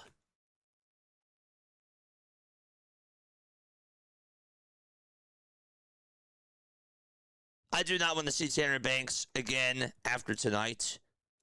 Just let him go. Don't have him come back. I'm getting very emotional here, but gosh, 4 home runs. And they were all horrible pitches. He didn't get any sort of movement, nothing. No swing and miss stuff, nothing. And then we all knew it was going to happen to Jose Alvarado. I mean, it was pretty much the inevitable. Ellie De La Cruz. Alvarado just doesn't have the movement on his pitches that he used to have. It just doesn't. He's so flat. He doesn't throw. And again, he can throw 100 miles per hour. Whoop-de-damn-do. Where are you throwing the pitches? Where are those cutters going? Where are those sliders going? How about that one slider that was left out over the middle of the plate that could have been a home run? I believe it was to TJ Fradel. That was a bad mistake, and he was lucky that he got away with that, even though he ended up getting tattooed. Anyways, your bullpen today gave up 8 runs. 8 runs. Alvarado and Banks combined today went an inning and a third and allowed 8 earned runs on 5 hits, 6 hits actually. Alvarado also walked 3 batters. He struck out 2, and that was unacceptable. That is the main headline. Tanner Banks and Jose Alvarado stink as left-handed pitchers out of the bullpen, and you need help in that department. You need a left-handed pitcher, and now it has become priority number 1. And I don't think I'm overreacting here. I think I've given this plenty of time to gel. I now think that a bullpen pitcher is more important than a right-handed bat. Because how can you survive like this? How? How can you survive with this junk that you're getting every single night from this bullpen? You can't.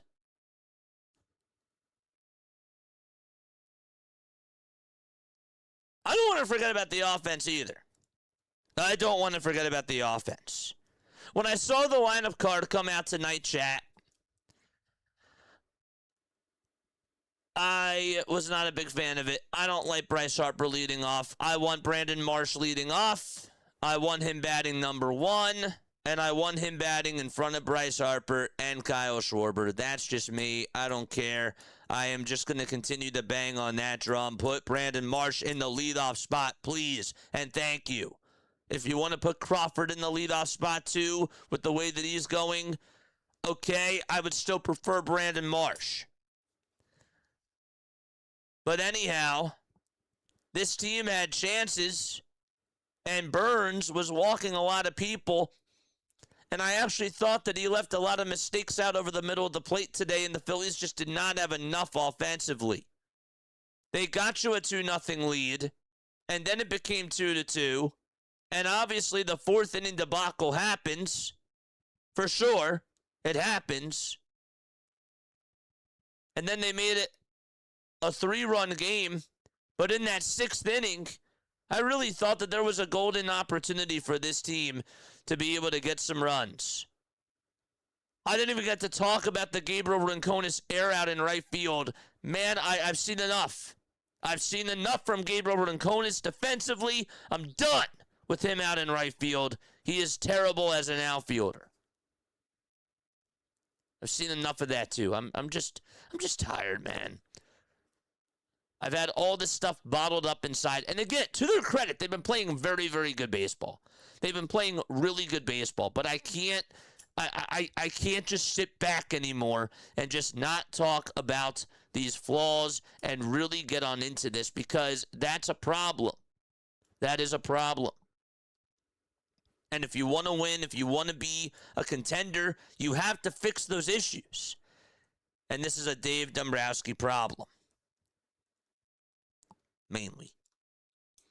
But wow. That 6th inning. Going back to that 6th inning before I lose my train of thought. JT hits that home run. Kyle striking out there was just a blow to the face. And I've been really, I love Kyle Schwarber. But man, that was their chance. That was their chance to fight back into this game. And they just could not do anything. And then Stott walks, and then Bohm grounds into that double play in the 7th inning. That was also another rally killer. That was another one.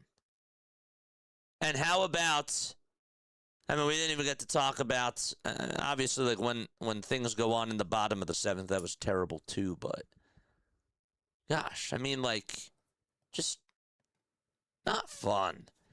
It's not fun watching this bullpen. It's not fun watching them at all. You had to go to Allen today.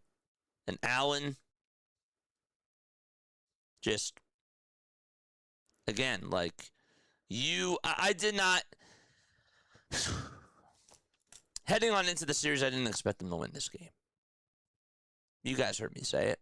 I said that I'll be happy if they take 2 out of 3 because Chase Burns is pitching. But this one did annoy me because, again, the bullpen was awful. And I did think that the offense had chances. I'm not really putting a lot of blame on the offense today. Like 60% of my pie chart goes to this bullpen. It is awful. It's a nightmare of a situation, and they got to fix it. They got to fix it. And the problem is that I don't even know if one piece is enough, chat. Is even just a left-handed pitcher enough? Not if you're going to have to rely on your starting pitchers to go really, really deep. Like 7 innings. Maybe 6. But, yeah. I don't know. Orion for the 6 sounds better, but this bullpen's just not lights out, man. And that's a problem. So I guess the question to you that I have is, as of this date, July 8th, is bullpen priority number 1? Because this game told me that absolutely it is. Left-handed bullpen pitching is priority number 1. I wouldn't mind another righty either, but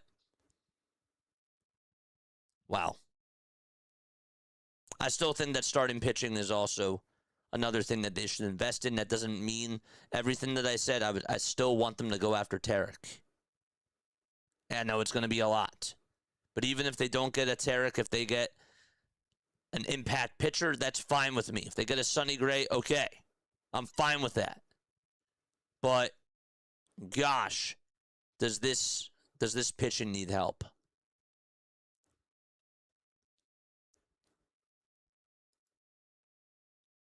I thought that this bullpen was supposed to be their biggest strength heading on into this year. I was told, and we were told from Dave Dombrowski that this bullpen was going to be better.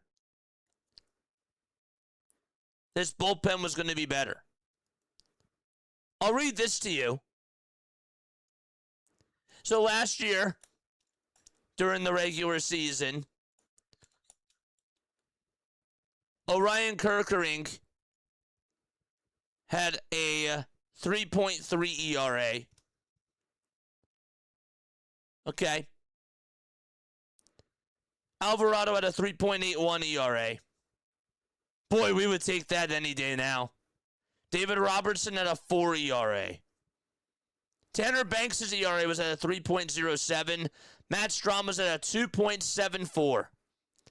Duran was at a 2.18.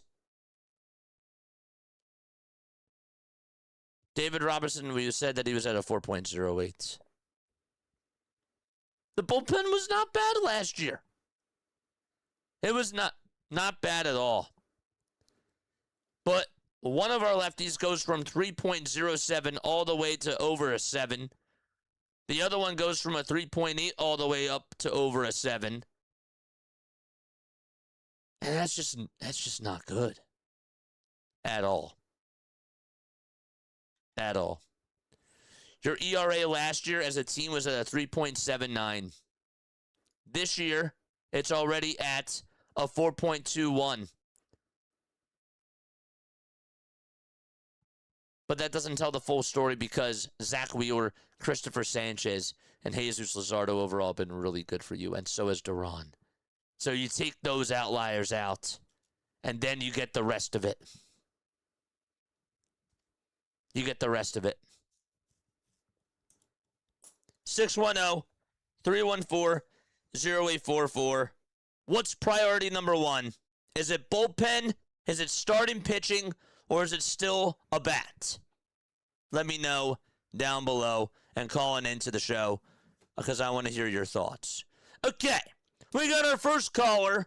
What is priority number one in your opinion, and how do you think this game went? So do you think that this team needs a pitcher out of the bullpen first and foremost, or do you still think that priority number one should be a starter, a starting pitcher, or should it be a right-handed bat?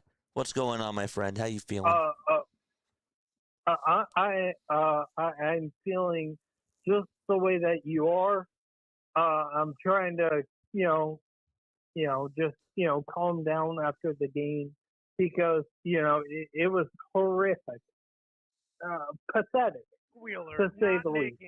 You don't just put I think it's a disgrace, with the game being here in a bullpen out there that is struggling so much. And I was disappointed for Zach because there's no question in my mind. Oh, my friend, do you have anything playing in the background? Can you mute it? Part of the game. It's part of the. Can you mute whatever's going on in the background? But certainly with what he's done for the Phillies. Oh, I'm so sorry. That was me. That was me. I didn't realize that was my. I'm so sorry. That was my bad. No, you're fine. No, my biggest issue is we need a starting pitcher. I've been saying this the whole season. We need a starting pitcher. I'm glad that we got Painter down to AAA. I think that's a good thing, but at the same time, we can't rely on our offense and our defense all the time, and we can't rely on certain people all the time to pick up the slack. But if you look at the stats of the pitchers that were in the game today, it was pathetic. It was. I mean, out of the bullpen. I mean, you might as well just, toss the ball up, and might as well just, put Garrett Stubbs out there.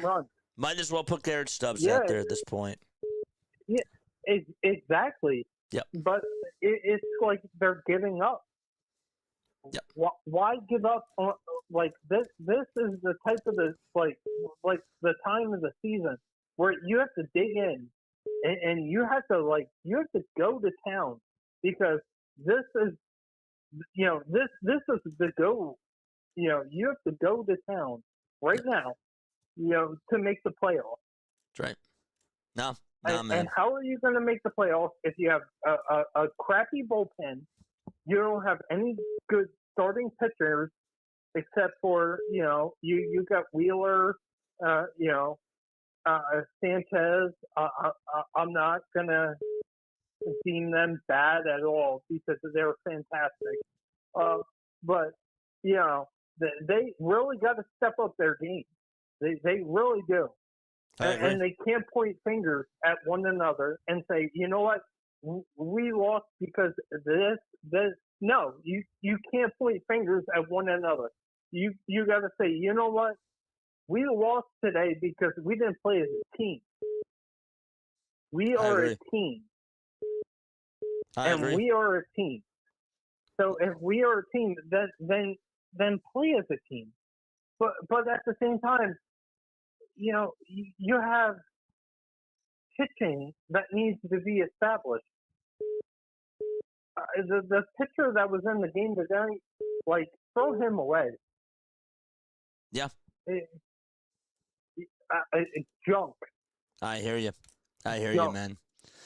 My friend, I appreciate you so much for calling on in. I got to keep the lines moving, but I appreciate you so much, man. Hopefully they can get the series win tomorrow, but gosh, we can agree how awful this bullpen is, and if you're going to go to the playoffs, this has to be addressed.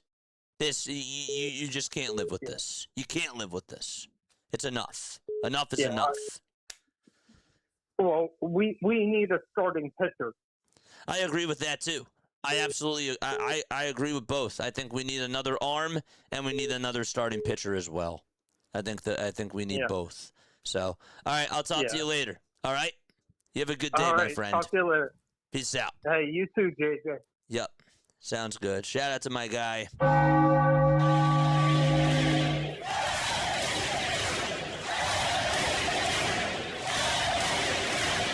I got to be able to fix, when somebody else is calling on in, I got to be able to fix how to mute that beep. If somebody actually knows how to do it, please let me know down below. I will make sure that I look at that on the chat replay. All right, my friend, I got you over on the line. This bullpen obviously was terrible today, but what are your thoughts on this game, and what's your biggest takeaway? I hated it. It was the bullpen's fault. Yes.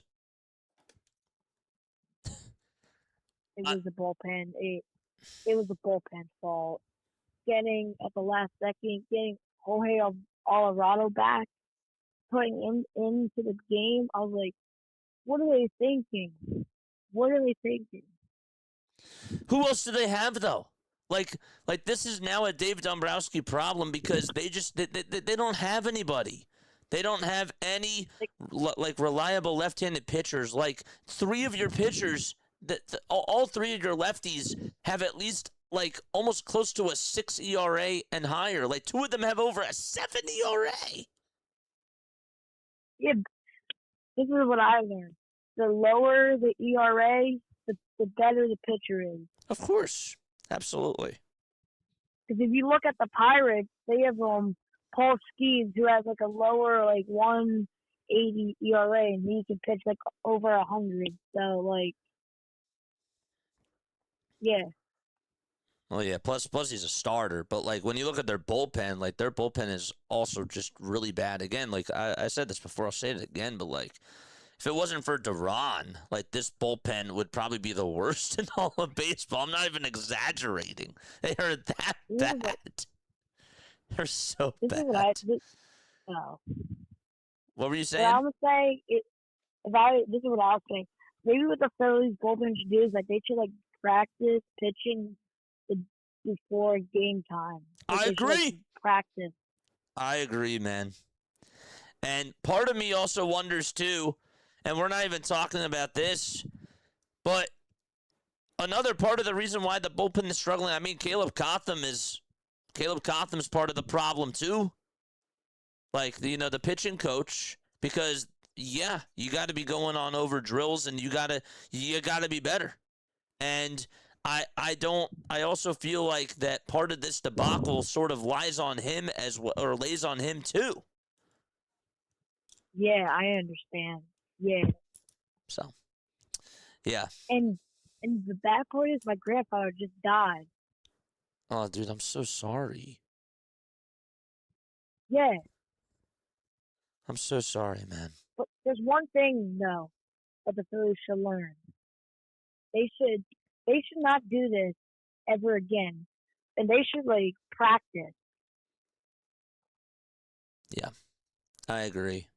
Dude, I'm so sorry about your grandpa, man. I'm so sorry. Yeah. That's got to be so tough. I'm so happy that you called on him, but man, I'm sending you love. I'm sending you love all your way, man. I'm really sorry about your loss. But let's just talk about one more second of the Phillies bullpen. Yeah, go for it. They just don't.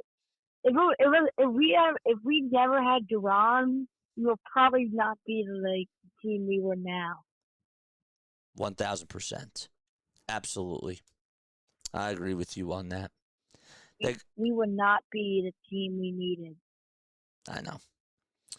We got to get help.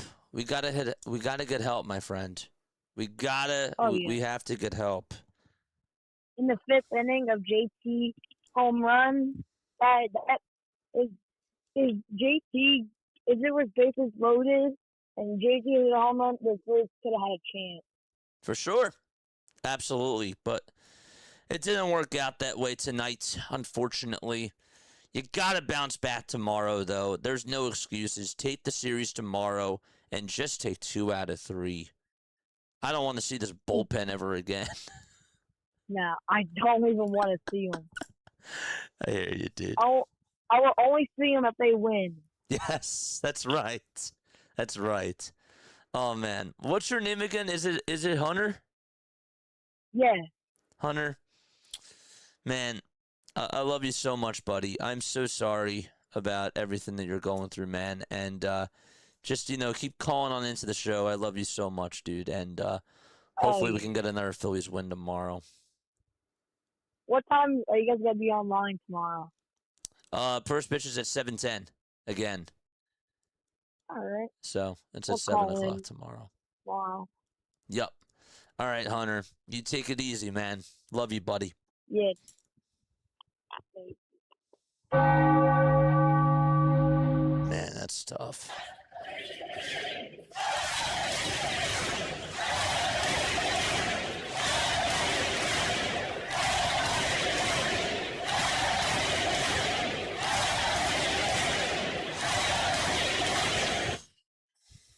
First and foremost, shout out to him. That's really unfortunate. Can't imagine what he's going through. Secondly, yeah. The little kid in me would have just said, I'm tired of this bullpen. Like, I gotta watch you again tomorrow.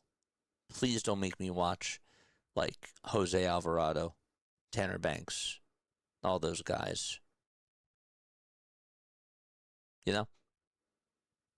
Just don't make me watch those guys. It's awful. We'll read a couple messages and then we're going to wrap it up. All right. Just a couple of messages.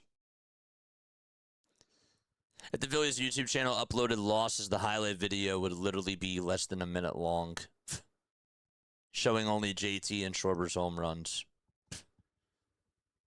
Yeah. If we get another starter, it does put less pressure on the bullpen, and I agree with that too. I just think that we need both. I still think that Tarek Skubal is the number one guy that I want to go after. I know I want both. I want both a good starting pitcher, and I want some nice bullpen depth as well. That is really the big priority to me. If you want to sort of interchange the starting pitcher and the relief pitcher, I agree. I can understand starting pitching really technically is number one. I was sort of in my feels. But I still believe that the bullpen, like they can't just do nothing. They can't just do nothing about this bullpen. Even if they go out there and get another starting pitcher, while that does help them, right? And it does push back Aaron Nola to the number 5 spots. Guess what? Scubel or like Christopher Sanchez might not have a good day or like whatever it is. And you're still going to have to rely on the bullpen again. So I want more arms too. Maybe it doesn't have to be priority number 1, but it still has to be a priority. It still needs to be something that's addressed. And if you don't get that right-handed bat, I can kind of understand. I would love them to get another right-handed bat, but now I'm at the point where it's like, watching this team, they're showing you that they have problems with their pitching. And again, we're not talking about Sanchez and Wheeler, even though Sanchez hasn't really looked good over the last couple of outings, but I still have confidence in him. But yeah, that's where we are. We got a good ball club, says our president of baseball operations. Dave Dombrowski said that this was going to be your best bullpen heading on into the season, and I actually thought it was. I actually thought that this was going to be a really good bullpen, chat. I really did. I thought that this bullpen was going to be better than last year, and I've been wrong, and this falls on Dave. This falls on Dave for sure. You know what else is his problem, too? He let Ranger Suarez go. Should have extended Ranger earlier. Didn't do it. Didn't do it. And people can argue, well, the back was bothering him before. Yeah, but like Andrew Painter did terrible last year in AAA. You didn't sell Andrew Painter early enough. And I'm a big Andrew Painter fan. I get that, but you know what, man? It's a business decision, and if you don't make the right move at the end of the day, it doesn't matter what is going on and like what you think. It's a results-driven league. And as a GM and as a president of baseball ops, it's on you. You got to take accountability. So Andrew just gets the job by default, and Ranger Suarez leaves, and there's no battle for the number 5 spot, and Taijuan Walker comes on back. It's a nightmare. It's a nightmare situation, and you let that all happen under your belt.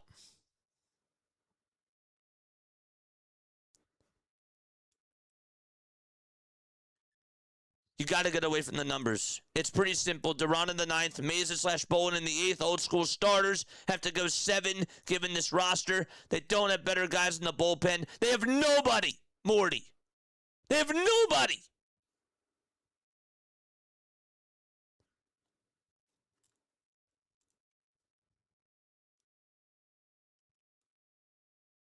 But yeah. Anyhow. That's where we stand. And again, I'm still happy with how they played over the last 3 weeks, but I just this was just a bullpen rant day. That's all it was, because that's why you lost. You lost this game because of your bullpen. This game was over before it started, chat. It was over before it started. And that's what today was going to be. I had this set up perfectly. I was like, you know what, yesterday we're going to be celebrating over a Zach Wheeler win, and I thought heading on into this game, we're just going to just unleash on every single thing about this bullpen. And we did. And tomorrow, hopefully, we talk very highly of Jesus Luzardo, and we feel really good about a win tomorrow. That's where we are. All right? That's going to wrap it up for me. Okay. I am going to send you guys off to somebody else. Let's see who else is live at this moment in time. We still got 75 people tuning on in. I really appreciate that. I enjoyed Andy McPhail. Oh my gosh. Please don't even bring me back to those years, man. Those were awful. Those were terrible years. I do not miss those. Rising Rhino, what's going on, man? Thank you so much for being on here. I really appreciate it, dude. Folks, make sure that you guys go subscribe to Rising Rhino as he covers everything football, and he does an incredible, and I really mean this, an incredible job. All right, we got Jaguar Gator still on, so we will send you over to Jaguar Gator 9.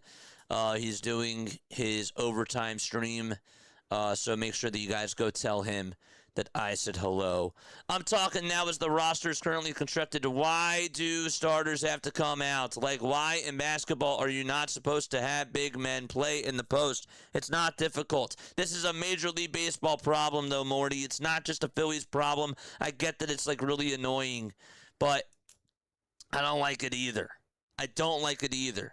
And you're preaching to the choir. It doesn't make me happy.